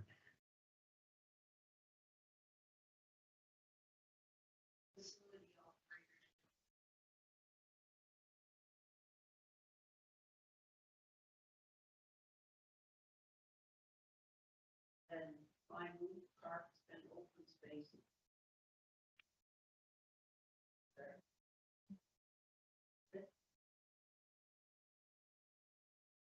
Everybody okay with the way that's written? And what number are we on, Ken? We have 2 left, sir. Okay, so number 6. Okay. Again, I think these are joint or similar. So our first one, maybe I'll explain them and then we'll just put them up. So the first one is shared investments. So as Councillor Ferguson was saying, this is the 10 to 20% one. So facility users, including clubs acting on behalf of their members, will contribute to eligible capital projects through a cost sharing model, with the municipality funding the remaining costs. Eligible capital costs may include those identified in a building condition assessment, master plan, future capital project, or prior capital commitment, such as the curling rink, refrigeration unit, or tennis court. So maybe that should be a bracketed example of whatever, but what we're trying to do is capture some of the exact feedback that came in through the councillors. To be specific to Councillor Ferguson, what this one has intended to capture is that 10 to 20%, which is the recommendation in the Community Services Master Plan. And as you know, staff are recommending 20% as the component there. Just before we jump into that, Mr. Chair, the other financial one that is a new one that came up is taxpayer fairness. So Mississippi Mills recognizes that facilities, programs, and grants are supported by municipal taxpayers and should first respond to the needs of residents. Where fees are charged for programs or facility use, a two-tiered resident or non-resident rate structure should apply to municipal rates and the rates charged by clubs, businesses, or other organizations using municipal assets. Any additional revenue generated through non-resident rates should be directed to the municipality's capital reserves. So those are two financial related principles for your discussion, Mr. Chair. Can you go back to the last one? Taxpayer fairness? Yeah, and tell me, are these municipal facilities, municipal programs? Is that what we're talking about here? Or are we talking about club facilities, club programs? Yes. So what to the intention again that we understood from council was broad. Maybe to illustrate it, in my opinion, just my opinion, I even think on a municipal level, the museums get grants. Maybe there should be a day where, or 2 days or whatever, where the museums offer free access and things like this for Mississippi Mills residents. You know, we do have student rates and things like that, but maybe you do expand it. So again, we tried to make these applicable to museums, grant recipients, you know, the youth center, the clubs, our municipal programs, et cetera. One question. The last sentence reads, any additional revenue generated should be directed to the municipality's capital reserves. My question is, could those be used for credit by the club against their commitment to capital reserves so that they get credit for passing along those monies to the municipalities? Through the chair, Councillor Suter, I think if that's council's intention, obviously the principal will capture council's intention. There are programs in other municipalities where even like a club will charge a non-resident fee, and that non-resident fee is passed directly to the municipality. I think in some of those instances, then the clubs or the user groups or what have you can then say to their membership, we're not doing it to you, it's the council or whatever that's making us charges for you. That probably makes it easier for them to charge. In that situation, would you credit it against the 20%? I'll use that as the capital. I think you're still trying to recognize that the user group, the club, we'll say, is still benefiting from the taxpayer. That is the taxpayer resident of Mississippi Mills, right? I think you're looking with the non-resident fee to get a little extra out of the non-residents on top of the ones that are benefiting from the program. That may be taxpayer residents. So you're trying to get more out of the non-residents, right? You're looking for extra. So if you credit them, now all of a sudden there's a benefit to have more non-residents because it still means that the local residents don't contribute as much. If that makes sense. Well, it does. I don't know whether I agree with it. I really think that, yes, our residents are going to end up paying for these facilities. Non-residents don't. So if you're going to charge them, you put that directly against a fund that's created. I don't know how it's going to be collected or collected by the town, but towards that club. Like the curling club would charge a little bit extra for non-residents, and all of those monies could be counted towards its negotiated 10 to 20% of capital. It's just so it doesn't get lost in the general pot. Again, through the chair, if that's the desire of council to have that the way this one's shaped, that's the way we'll shape it. Remember, these are the principles that we're going to go away. So, I mean, this is the kind of thing that we need you to give us the direction on for sure. Thank you, Chair. I just have one question. Is there a recreation capital reserve? Yes, there is. Could that money not be directed towards the recreation instead of the general fund? Yes, sir. We could make it specific. Thank you. I really appreciate having this taxpayer fairness principle in our guiding principles.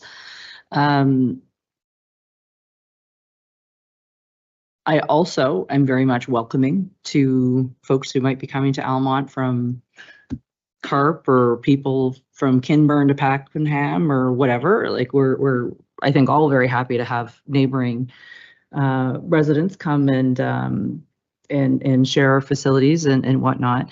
But I am conscious, and I take a different position than you, Councillor Suter, that if our taxpayers are paying for facilities, that person from CARP should be putting a little bit into if they're accessing it. So I feel like we can trust our staff certainly to be able to sort out what goes where. I think if we say it can be used against your 10 or your 20% as a club, I don't think any of the clubs that work here would do it, but it's essentially saying, load up your club with non-residents, which isn't the message that we're wanting to, I think, put out there. I think our message is, we don't want to put a capital contribution fee in place for a non-resident that's a barrier to them enjoying the things in our community. We don't want it to be onerous. That's not the point. But I think the point is, if this is a taxpayer funded facility, if you're a non-resident, we need to have participation as well. And whether it's captured in a capital rec reserve or whatever, I'm happy to leave it with staff to determine what bucket that goes in. But I think this is the direction I would be comfortable with, and I'm glad to have it in here. The one little niggly thing I would say, in that very first sentence, striking the word first respond to the needs of residents. Like, of course it is to respond to the needs of residents. I feel like that just kind of gives it another punch that we probably don't need in our guiding principles, but that's my own personal vibe when reading that, because I want to make sure what we're putting forward is fair for our taxpayers first, of course.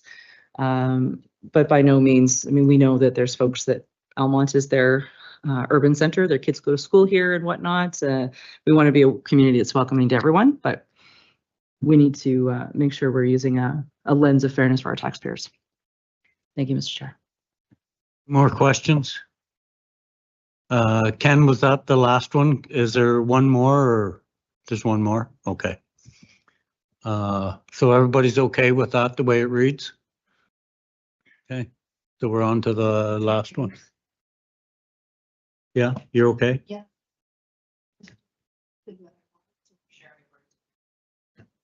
So, Mr. Chair, our last one, which is really the nugget, this is the capital cost recovery. So this is the 10 to 20% defining mechanism that will be built into user fees and club rental agreements and things like that. So facility users, including clubs acting on behalf of their members, i.e. lawn bowling, tennis club, curling club, will contribute to eligible capital projects through a cost sharing model, with the municipality funding the remaining costs. Eligible capital costs may include those identified in a building condition assessment report, master plan, future capital project, or prior capital commitment, such as the curling rink, refrigeration unit, or tennis court rehabilitation. So those were just the examples that I think the component there was to make sure that this is not just a go forward, and that anybody, because we have been dealing with this for about 18 months or so, that those past projects like the curling rink chiller or the tennis club rehab is dealt with in the same manner. So whatever you decide as the 10 to 20%, or whether there's no capital recovery at all, it will be applicable to these, at least these two past projects as well. I'll just do a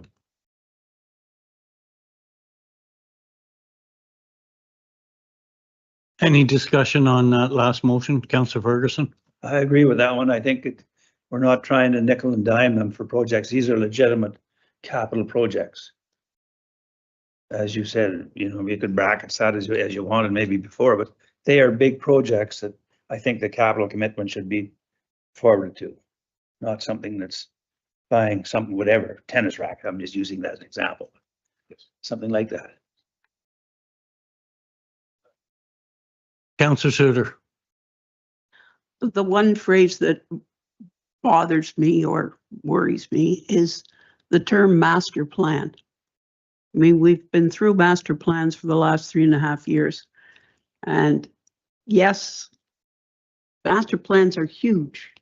They're dreaming big, but they're non-specific. Even when they mention something like needing a new sewer plant or a new pool, or just because it's in a master plan, any agreement on capital sharing should be on something specific, more specific, and everything else in the sentence is pretty specific.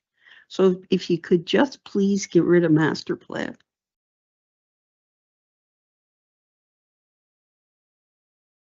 If only the whole of life could be that easy.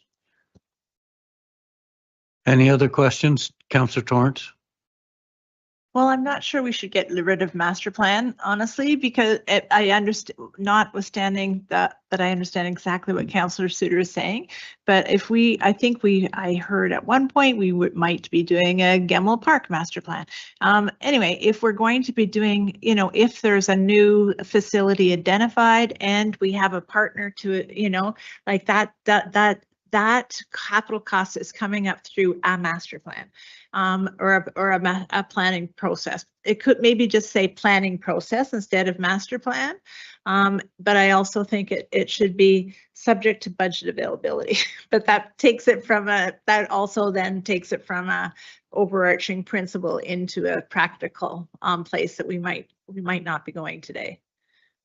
So maybe instead of master plan, say planning process, if that makes sense. Yeah. Any more discussion on guiding principle? Say not, I think we're getting through the 8th one. So are you okay with that, Krista? Yeah. So that was the 8th one. That was the last one. So what I would suggest is that our recommended motion. The motion on the screen, I'll read it. Committee of the Whole recommends that Council approve the following guiding principles as amended. And the Committee of the Whole recommends Council direct staff to implement 87 recommendations in the Community Service Master Plan guided by the principles as amended. Could I have a mover and seconder, please? Moved by Jane and seconded by Mary Lou. Any more discussion on that? I think we've had a good discussion on it actually, and thanks for the staff for they've worked on it pretty good. So, okay, so I'll call the question. All in favor?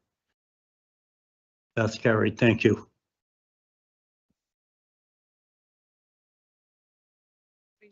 Do we need a 2-minute break? So we're down to I'm on tennis court. Can we take a 2-minute break?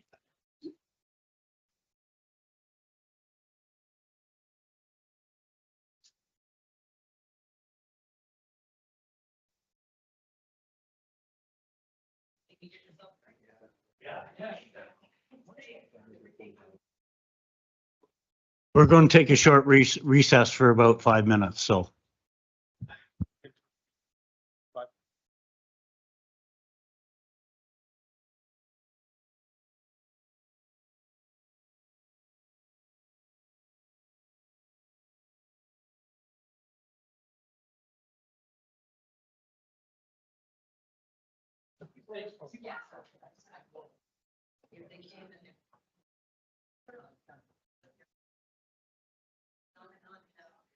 I know that we're looking to. I'm gonna make you guys go. I think you have to go through all. My slideshow is only 60 slides.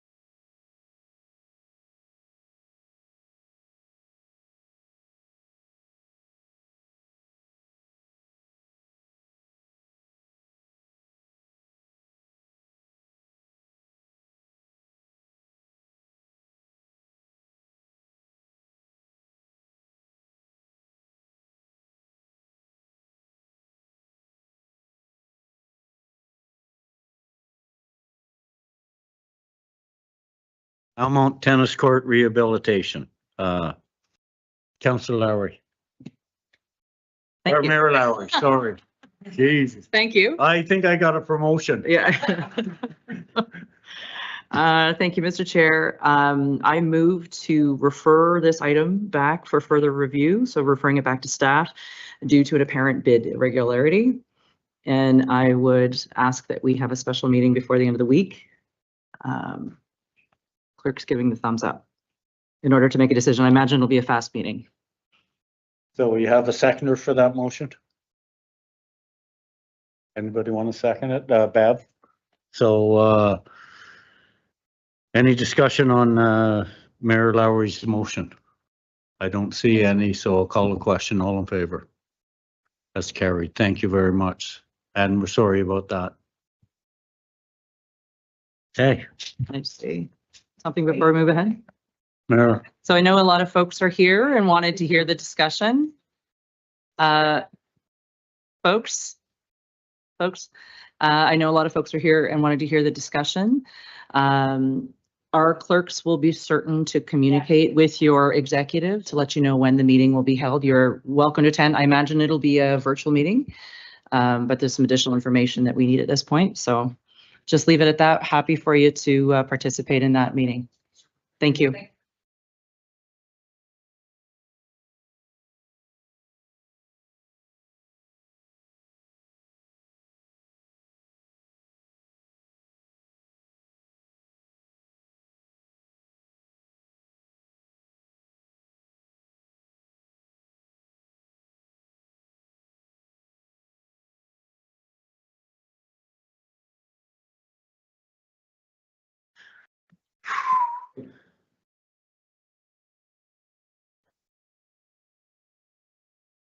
So our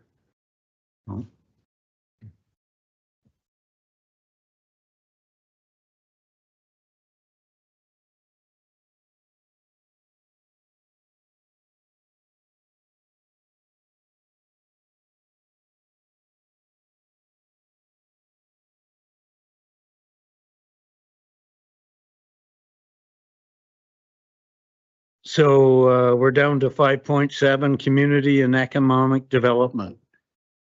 And get.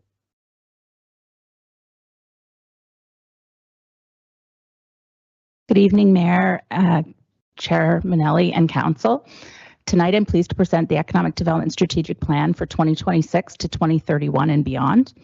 This plan was developed as part of the MM 2048 initiative and provides a roadmap for strengthening Mississippi Mills' economy while preserving the qualities that make our community unique. This evening, I'll briefly walk through the process used to develop the plan, what we heard from the community and business sector, the key priorities that emerged, and how implementation can be funded.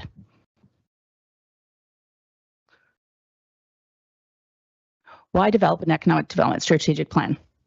Mississippi Mills is experiencing growth and change. As our community grows, we need a coordinated approach to economic development that supports existing businesses, encourages new investment, addresses workforce challenges, and prepares us for future opportunities. This plan provides that roadmap, helping council and staff prioritize actions and investments over the next 5 years. The result is a practical, implementation-focused strategy with 7 goals, 91 projects and initiatives, measurable outcomes, and a framework for monitoring progress over time.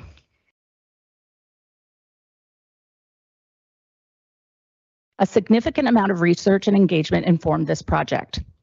We held public information sessions in Almont and Pakenham, conducted a business survey that received 99 responses from across the municipality. We also reviewed demographic information, labor market data, financial information, and completed a SWOT analysis to identify strengths, challenges, opportunities, and risks.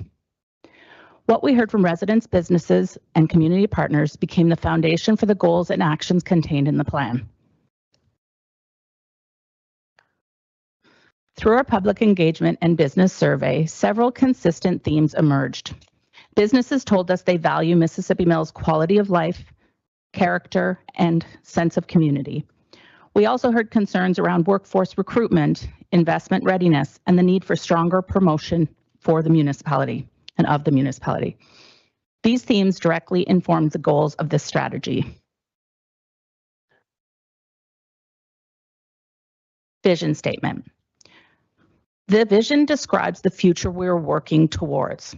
It paints a picture of Mississippi Mills as a vibrant, inclusive, sustainable economy that celebrates heritage, fosters innovation, and enhances quality of life. The ultimate goal is to strengthen our position as a desired place to live, work, invest, and explore.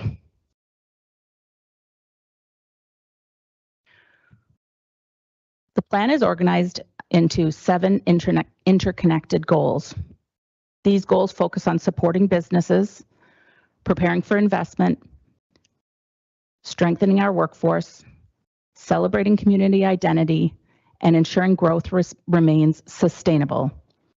Together, these goals provide the foundation for economic growth while supporting Council's broader objectives around community sustainability, investment readiness, and quality of life. The plan identifies several sectors that are particularly important to Mississippi Mills' future prosperity. These include healthcare, seniors living, tourism, agriculture, manufacturing, construction, downtown businesses, home-based businesses, and cultural industry. Supporting these sectors helps diversify the local economy and build long-term resilience. The plan includes 91 individual projects and actions.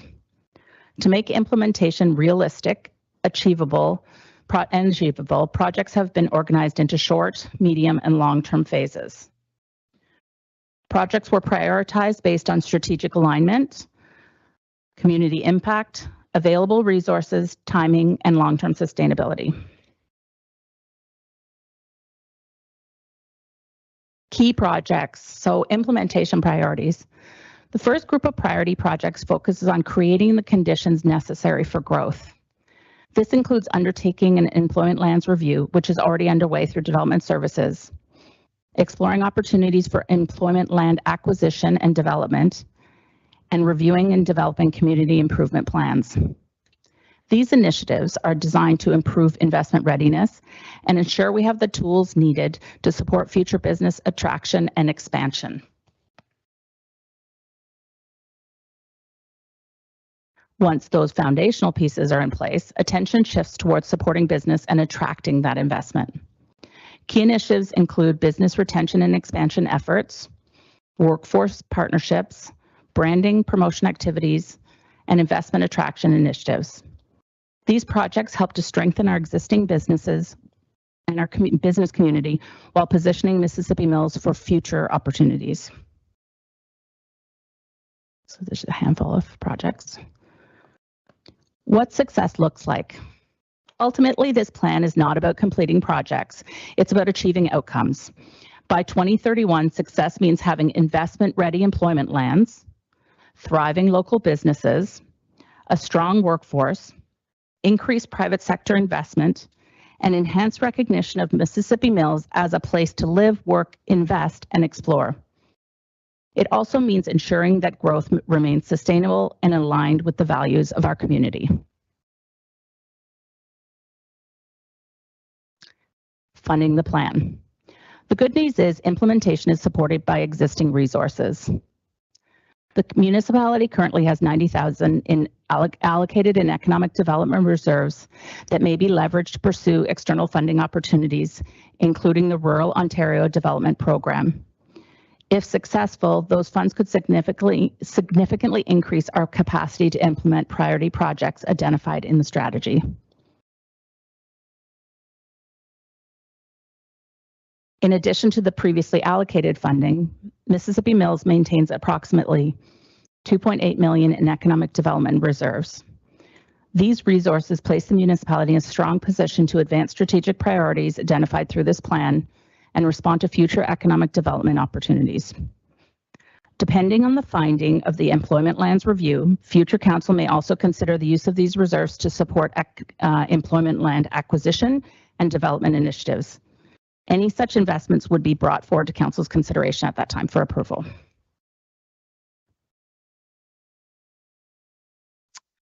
Economic development is ultimately about creating opportunities for businesses to grow, for residents to work and prosper, and for our community to continue thriving.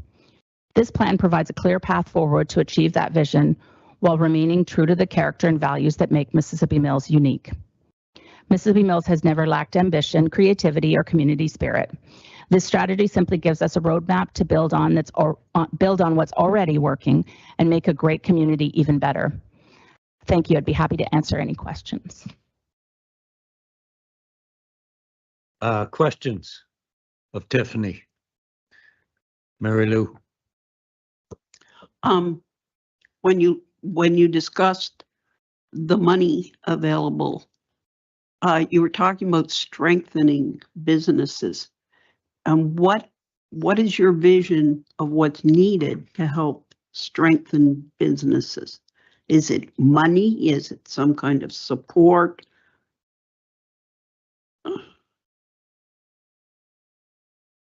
There's a number of projects in the plan that are specifically geared to strengthen our existing businesses.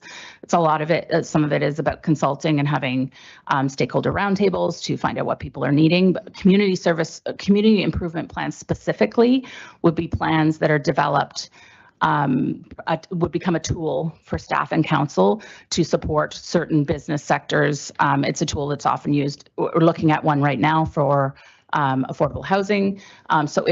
One of the first projects in the priority list is those development of those community improvement plans, and then those would be available for depending on the current priorities. So if it was like one of them is long-term care, if there were some opportunities to help with some of the costs of the development of long-term care, large employers is one of the other recommendations, some specific reductions in development costs for long-term care. But there's, yeah. So anyway, there's a number of different things that we can do. Like it depends, we could go through the project list, but there's a lot of projects in there to go through. You don't need to go through the chair. I'm not asking you to go through specific projects. I was just asking in terms of pathways. I guess some of the projects that, and if I go back to the priority projects before we get here, we do talk about specifically creating a business support resource hub. We would like to start with a free optional business registry so that we do a good job. We work hard at trying to know who our businesses are, but we know there's businesses that we don't have an existing relationship with. And we would like to start with an optional registry that doesn't cost anything so that businesses can register so that we are able to provide information to them about programs as they come up and opportunities. So that's one of the things we want to do to sort of work with those existing businesses. And then, yeah, resource hub for them, continued business networking participation, business recreation, some of the stuff that we do, but expanding. We already do a lot of, we do some stuff around recognizing our businesses, but we've talked about doing some particular spotlights and things to showcase businesses we have, not waiting for those milestones where they get awards. So that would be our business recognition. So yeah, there's a number of things. Just add one thing. That's page 99 of the plan has these broken out by their goals. Yeah. So goal 2, strengthening relationships with existing businesses that support their growth. A bunch of projects to buy there. Yeah. So anybody else? I have a couple of questions that I'd like to ask right away. The retention and expansion plan. I've never seen one that wasn't put on the shelf after it was finished. And even the guy, we're doing one at the county, and even he said that's his biggest fear, that the business and expansion plan will be just they'll spend 50 grand on it and put it on the shelf. And my other one is long-term care. You mentioned long-term care. Are we getting out of our wheelhouse when it comes to long-term care? I think that's more provincial, isn't it? Yeah, my recommendations around long-term care aren't about like opening our own long-term care. It's more about advocating for the needs of long-term care. In their industry, there's some challenges for workforce development. They experience challenges with workforce because of transportation. So a lot of stuff around long-term care has to do with advocacy, but it may also be around being investment ready for further long-term care investment or housing. So one of the recommendations is to consider a community improvement plan that might, there are already some protections for that industry, but there are some things that we can do where just to help encourage that industry. So there was a lot of it is advocacy, support, working together, staying on top of it because it's a huge employer. The numbers are 2.5 per bed of full-time employment, and there's just really good statistics around that. And so it's just an industry that we want to support through partnership, advocacy, and then some of the support around it. It's like the things that they need around it, and some of those are listed in there as well. Just to address the BRNE thing, the BRNE, it's a tool, but it's the whole concept of business retention and expansion is about getting to know what your challenges of your existing businesses to help them stay, like be retained and expand. So some of those are outside the actual. It's a phrase, but it's not just the program. But the actual program that was created by AMAFRA does have a really great green light, red light, and they have a whole phase approach. Sometimes there are things that are immediate, like you end up having these meetings and someone's like, I'm 2 months away from closing, or I don't have a succession plan. And then it identifies things that you can help with. And so my experience with the last Lanark County one was that we did actually, I'm not prepared to list them exactly, but we did have some immediate wins. We found out about I know one of them was the drive-through at Equator. I happened to be in that meeting, and the Equator drive-through had some roadblocks. I left that meeting, did a little more discussions with the planning department. They were able to work out a solution, and it was like really important. It was a real struggle from that time. At the time that they couldn't have one. So there are some things I think that you can, but it doesn't need to be like a 9-month program to build a book that sits on a shelf. It can be more about ways to support and get to know your existing businesses to retain them and allow them the opportunity to expand. That's great. I'm just not a fan of drive-through. Yeah, I know you're using that, but I'm not a fan of it and I don't use them. Any question, Bev, go ahead. Tiffany, thank you so much. I've been trying to get through it and I haven't got through it all. I have to let you know. One of the things I noticed different times in here, you do mention agriculture, and agriculture is our main driver in, as you know, and I noticed, but I really would love to have a discussion with you someday. Even if I'm not here next term, I'd still like to talk to you about how we can really assist our agricultural community in going forward and making it a bit stronger and maybe getting it a bit more of the recognition that it deserves. Because I think if you ask most people what the main industry is in Mississippi Mills, they wouldn't be able to tell you. So anyway, but congratulations and thank you. Councillor Torrance. A big congratulations, Tiffany. I think your plan is really well researched, and you have and really well presented, and I think it reads well and it's a good document. What I saw missing is, and it's really about enhanced branding and promotion. I was trying to think, where is it? Like, where would it be? But and maybe it's just as simple, maybe it's just here, but to really think about if we're positioning Mississippi Mills as a premier destination to live, work, and invest, to think of, instead of just a shop local campaign, maybe to, if we're I want us to think about families and families who are going to be shopping local.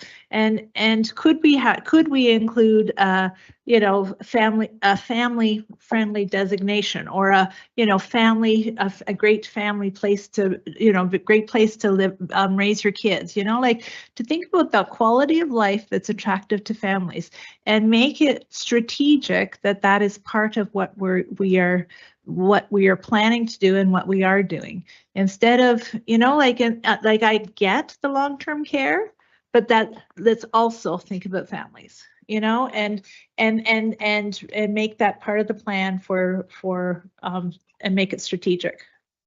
That would be that's the only thing I saw missing. Any other questions? Mayor Lowry? Thank you, Mr. Chair. Tiffany, great job with this. You do a lot of great work, and I think this is a excellent example of the good work that you do. I, like a lot of us, there's more reading for me to do to get through every last word here. But what I do see, I really like that you have demographics captured in here well.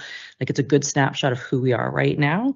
And I like how you've pulled the priorities of council and the MM 2048 pieces as well. Like, it's very interconnected with the work that we're already doing. And I think you've done an excellent job.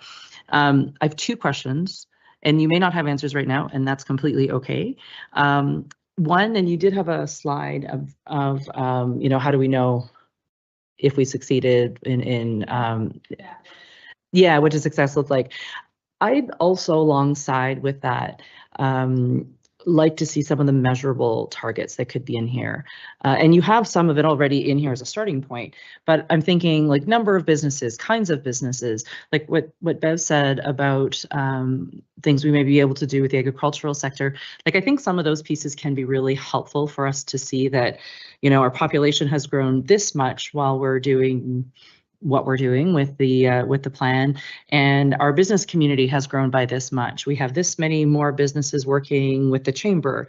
We have this many more businesses in the agricultural community working in agritourism or wherever, wherever measures that has been identified.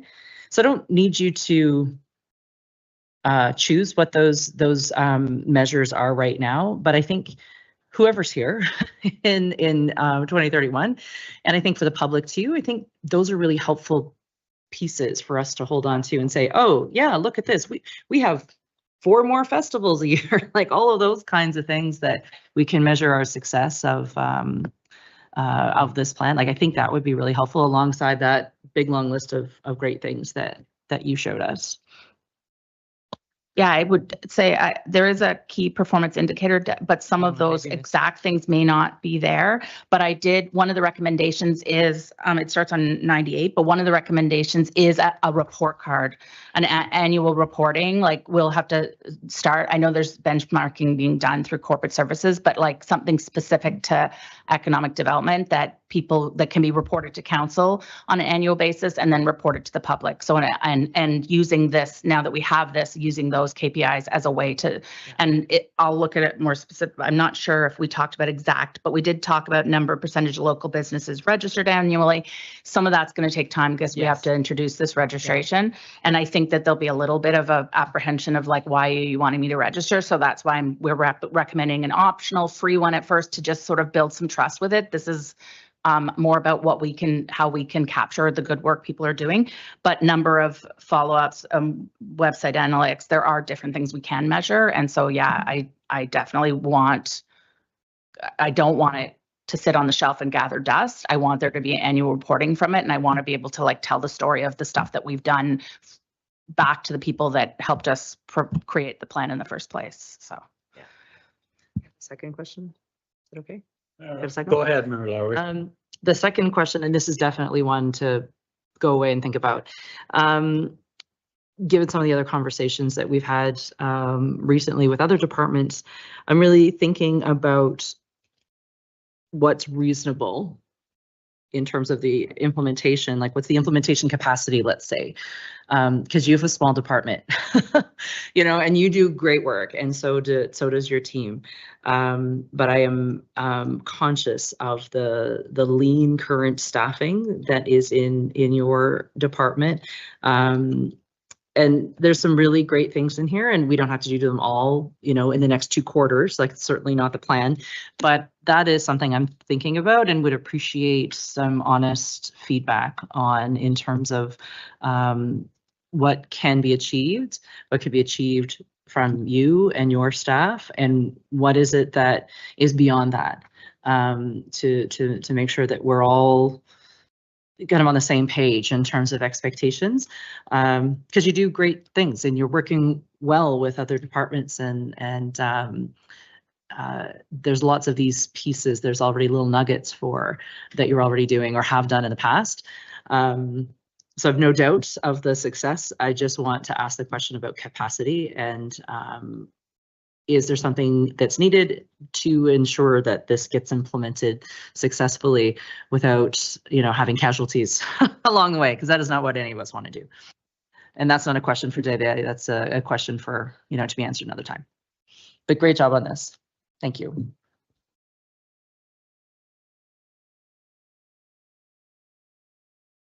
Ideas on how long? An hour or half an hour? Councillor for 8, half an hour. Okay, half an hour it is. So, 8:30 p.m. So the motion to extend the committee of the whole, extend the meeting another half an hour. All in favor? Carried. Thank you.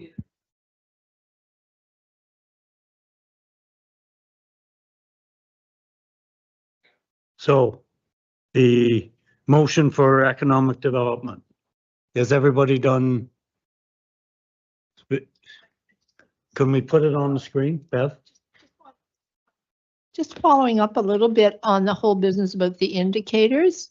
One of the cautions I would, because there already is a corporate indicator, and I understand, you know, you want to collect all that data, and I know you're starting with, I think it's 5 key indicators for each department or something, like 3, that's even less.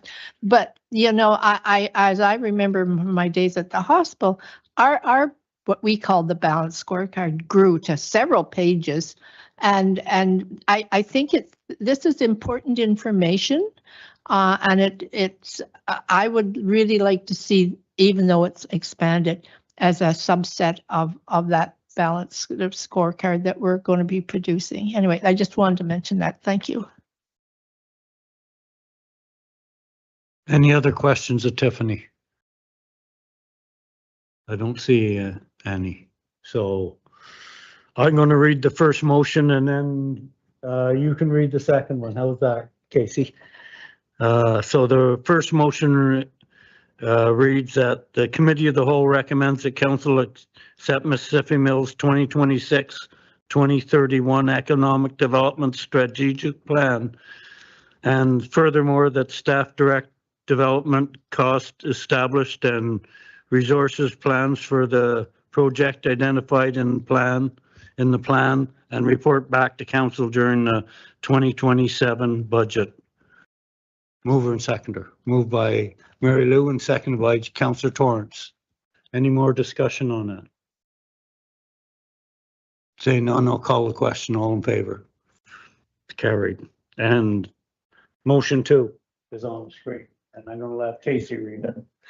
That Committee of the Whole recommend that Council direct staff to apply to the Rural Ontario Development Grant Program August intake under the Economic Diversification and Competitiveness stream to support implementation of the Economic Development Plan, and that Committee of the Whole recommend that Council authorize the use of up to $90,000 from reserves earmarked for the Economic Development Plan development and execution as the municipal contribution towards the required 50% matching funding component of the program. Could I have a mover and seconder, please? Moved by Councillor Ferguson and seconded by Councillor Holmes. Any discussion? Councillor Ferguson. Yes, thank you. I will also throw out halos there, Tiffany, for what everyone said about the plan. Now, could you explain to me, are the 50 matching funding components prioritized? As identified. Yeah, if we can pull the presentation up again, quick. It's supposed to be 50%. Oh, sorry. Okay. Does that get rid of your Yes, question? it does. Thank you. Okay, thanks very much. Any more questions, Tiffany? I don't see any, so Tiffany, go ahead. I just do want to say I got a lot. This has taken a couple of years and I got a ton of support from CAO Kelly. It's not my project alone. There's a lot of this is from him and a lot of support from the Development Services Department, the planner and director, and Shion made it look beautiful, which honestly, like I was so excited once I saw it looking good because it really like, I was like, okay, we're there. Like we've been working on it a long time. So I really wanted to say that publicly because like I appreciate all the praise, but there was a lot of a lot of hard work went into it by a lot of people, just by the cover.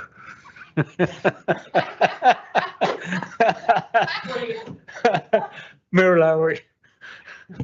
Well, Tiffany, that's kind of what I was meaning. You work so well with lots of departments, and it's just like you to make sure the praise is going around. But your hands went on an awful lot of this, so thank you, and to everyone who was behind you on it.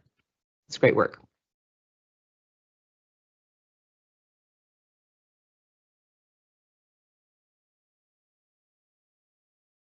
I guess I'll call the question. All in favor? That's carried. Thank you very much.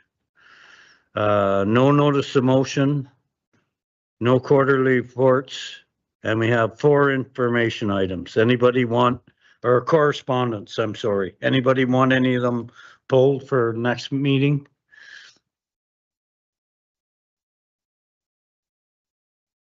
I don't see any. So there's no motion with that. Down to Mayor's report. Mayor Lowry.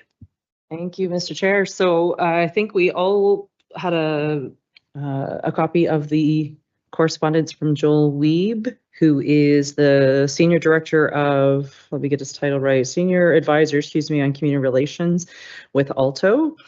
I've been able to set up a meeting with him. He's offered an opportunity to walk through some of the news. There's been a release with like essentially a what we heard report based on the consultation that Alto has done on the high-speed rail. There is also information on the Indigenous consultation that occurred at the same time. And I think probably the most relevant from this communication from Mr. Wiebe was that following the announcement from Minister McKinnon, the Minister of Transport, where he released all of this information earlier this week, Minister McKinnon also directed Alto to develop a plan to assess a southern route option between Peterborough and Ottawa that includes a potential stop in Kingston and would interconnect with Via Rail services subject to technical feasibility and project requirements. So certainly that's some good news. That's what we've been asking for. Let's look at existing corridors and ways to connect with existing services. This doesn't mean it will happen, but it is some good news. So I know it was shared with everyone, but I wanted to bring it up here just to make sure everyone knew what was in that email, and everyone knew that I do have a meeting set up for next week with Mr. Wiebe. And I would like to suggest, and this is based on the Public Information Center yesterday, I had a few people asking me why there wasn't Alto information at the public info, and I'm like, this is not our project. So we're not going to include that in the work that we're public facing with folks. But I think I understood where they were coming from in wanting to know kind of the update, like where are things? This was brand new information yesterday to me.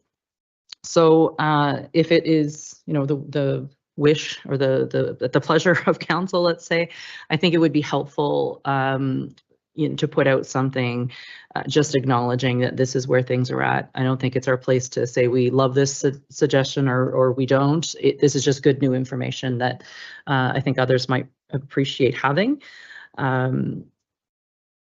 So if politically that is comfortable with everyone, I think I'd like to be able to do that, and as a follow-up to the letters that I've shared publicly as well.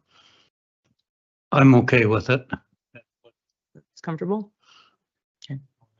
So I don't need a motion for that. I don't think so. I'll just do that. I'll circulate it to everybody.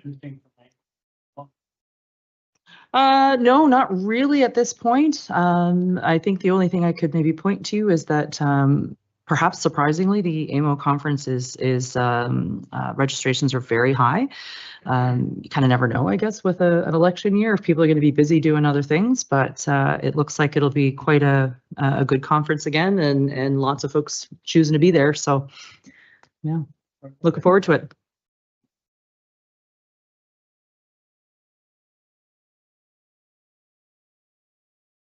Thank you. And County Council's report, just a couple of things. Pride Month, of course, it was June, and they raised the flag June 1st. But then we had a virtual flag raising on the 8th. So, and we have a new fleet management program from Enterprise, and they only sell small vehicles like 0.5 tons to 1 tons. They don't sell, or they don't provide dump trucks or graders or anything like that. So that, and Lanark County Transportation is also involved with it. They got on board too with them. So, and that's my report. Might be a couple of things. Anything else, Councillor Suter? Yes, just one question. I think we went past it, but the transportation plan for Lanark County is having a series of open houses or information sessions, and I saw that there's one in Carlton Place on Saturday, July 4th. Do you know whether there's anything planned for Mississippi Mills? I don't, I'll have to ask Councillor Torrance. She's on transportation At the board. transportation, I'm just trying to remember what the transportation working group that I'm on. I did ask if they could please come and be part of that.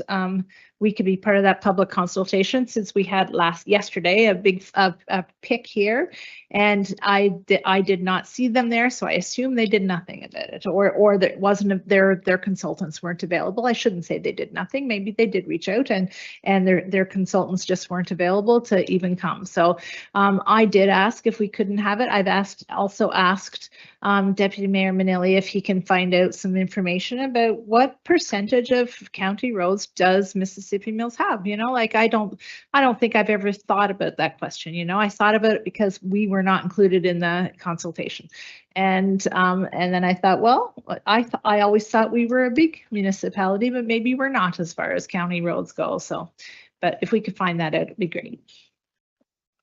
Just on that point, I did send the questions to Sean, so we'd have the information tomorrow. Okay. Mayor Lowry. Just wondering, to tag on to that, and just given the tightness of time here, since we're on the 23rd, and I think their consultations open until the 12th of July. I wonder, following what we learn tomorrow, if needed, perhaps we could direct now staff to work with the county staff to suggest a time where they could be available in Mississippi Mills.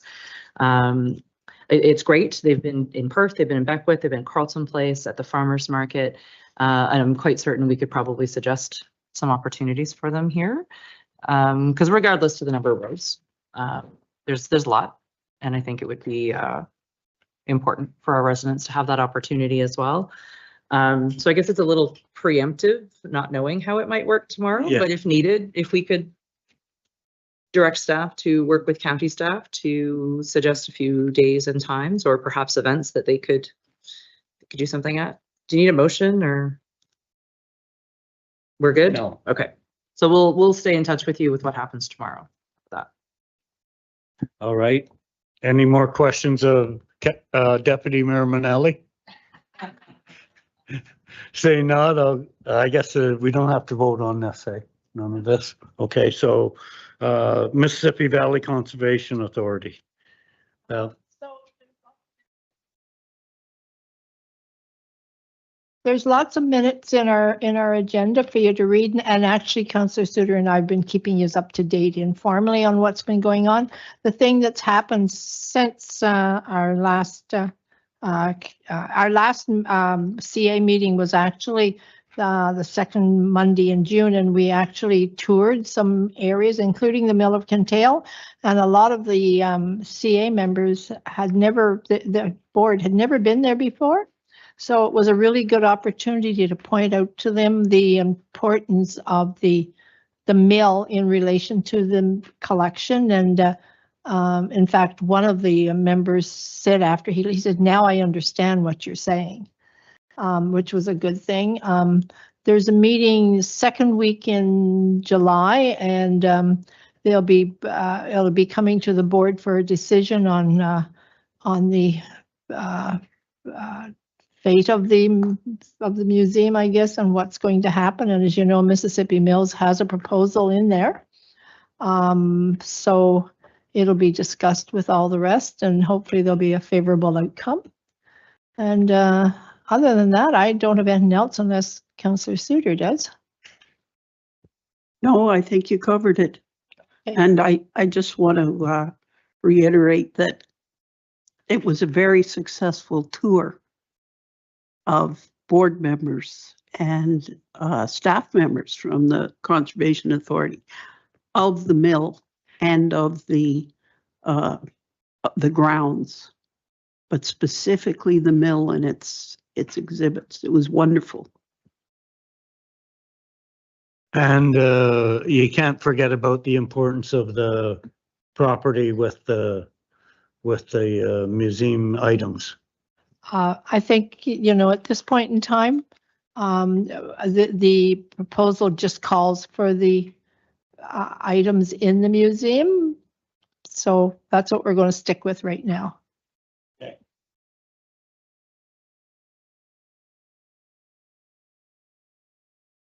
Yes, thank you. Well, the minutes of the May 20th report are contained on the agenda or within the whole program. If there's any questions there, I can certainly try to answer them, but the minutes from the last meeting will be forwarded out when they've been approved at the next board meeting. Thank you very much. I guess there's no library report here. You have one? Okay. I'm sorry. Yes, Councillor Lowe is the library rep, but there is a written report. It's got some statistics in it and highlights written by Berta, who is the acting chief librarian right now. I think it'd be worthwhile. And it's right at the back of the 556 pages.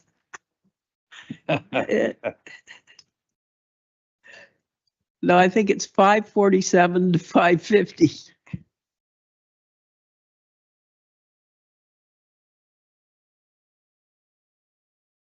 They're not. Leonard County. Jane Torrance. The minutes in our package are from just a couple of weeks ago, I think, June 10th. And we looked at County Road 9, Tatlock Road in Clayton, and we're going to be putting up truck turning signs.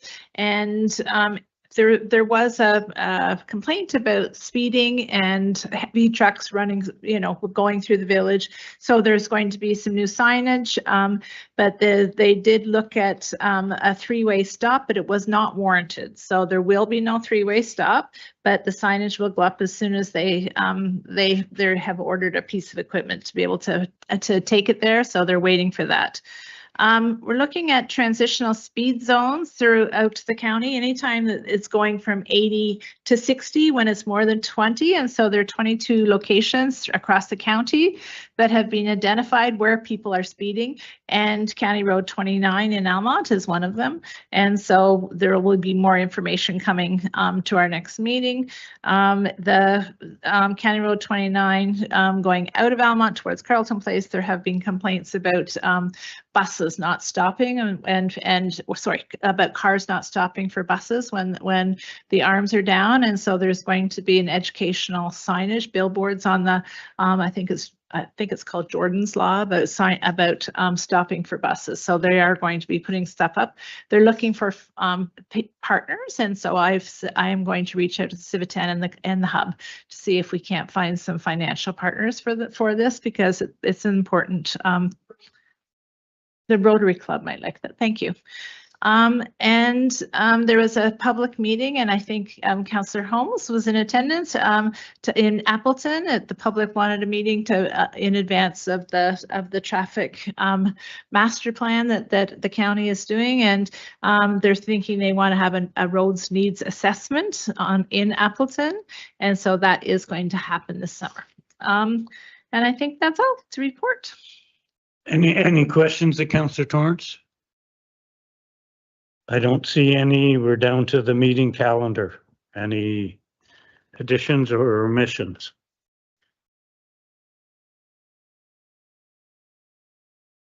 I don't see any.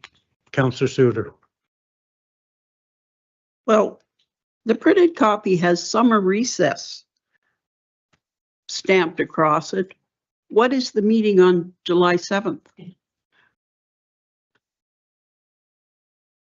I don't know. I think it's August 7th, isn't it? Oh, that said this, oh. No meeting. Okay. There's nothing important about this.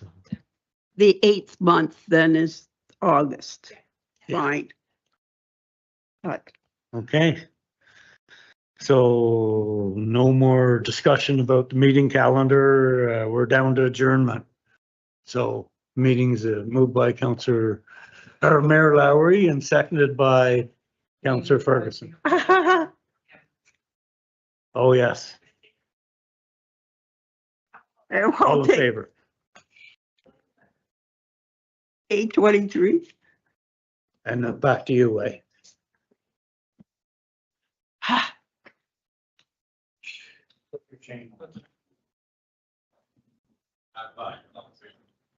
You're gonna miss all the good stuff.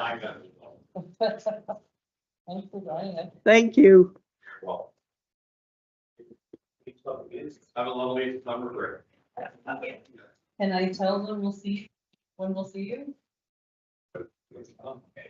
Oh, yes, you'll see me. Brian will be the voice at Hellfest. Oh, good. Yeah. What's that? Not me. I'll just do a welcome, but yeah.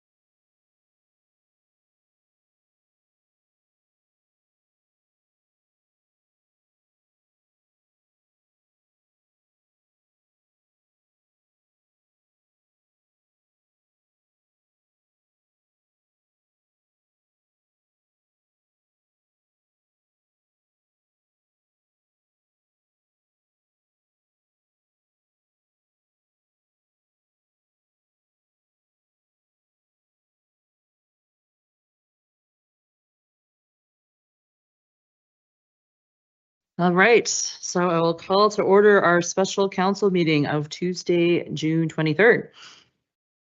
Attendance, please. Same as before, regrets from Councillor Lowe. Thank you very much. If there's any disclosure of pecuniary interest and general nature thereof, you can make that statement now or when the item arrives. didn't rise to council?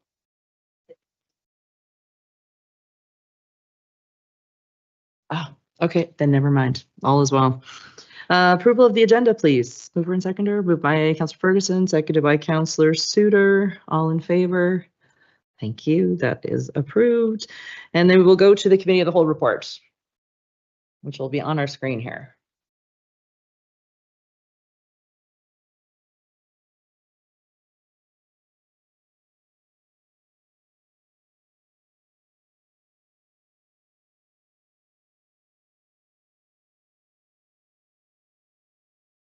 Okay, so the heritage plaque will come from 2026 heritage budget.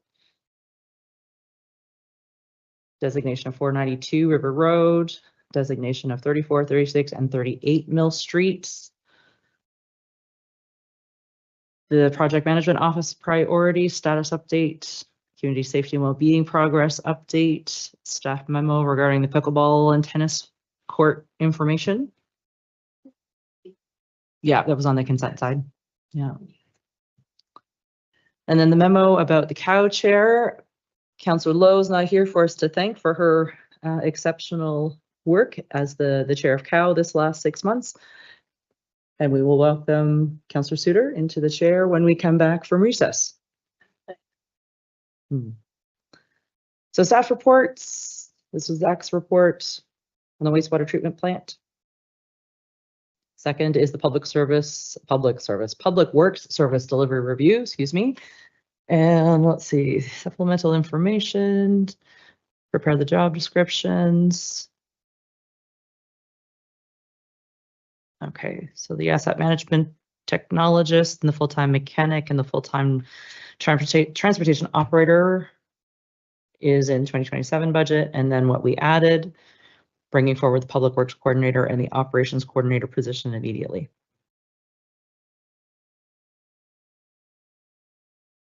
We'll run 7 and 8. Amend it again. And then the Brown Lands conveyance. That all looks right. Oh, we were busy today. The guiding principles as amended. Tiffany's fantastic active dev strategy. And then the direction.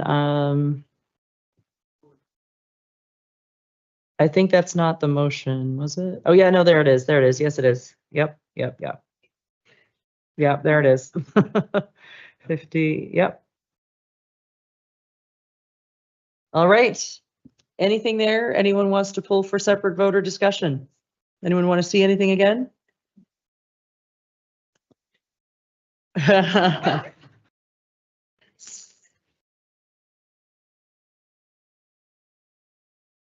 You're just doing it for fun now, for funsies.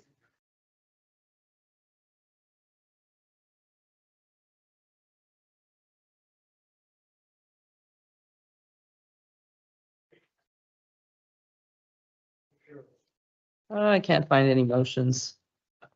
Here we go. There'll be motions.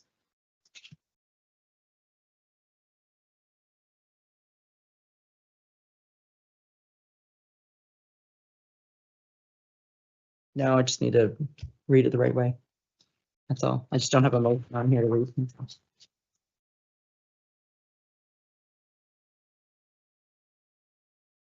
There was some directions we didn't capture though. Do we need to? Oh, those are just in the minutes. Yeah, you're right. Okay. Okay. My bad. Is it okay if I go ahead, Jean? Or are you still? Okay. So our motion would be, if no one's wanting to have separate voter discussion on anything, our motion would be that council approve the committee of the whole motions from the June 23rd, 2026 meeting as displayed on the screen. So our mover and seconder. Thank you, Councillor Suter and Councillor Holmes. Any final discussion? Councillor Torrance? It's just a thing. Will the motion that gets recorded for all time to say as recorded on the screen? Or will it have be as follows, you know, something else? All the motions will be included in the minutes. Yeah. On the screen is for our benefit here. Okay. So seeing no comments, no concerns, all in favor? And that carries. Oh, wait, I need my thing again. Confirmatory bylaw, that bylaw 26-045, being a bylaw to confirm the proceedings of the Council of the Corporation of the Municipality of Mississippi Mills at its special meeting held on the 23rd day of June 2026. Be read, passed, signed, and sealed in open council this 23rd day of June 2026. Mover and seconder, please. Moved by the Deputy Mayor, seconded by Councillor Ferguson. All in favor? Thank you very much. That carries, and we are adjourned at 8:20. Thank you so much, everyone. Yeah.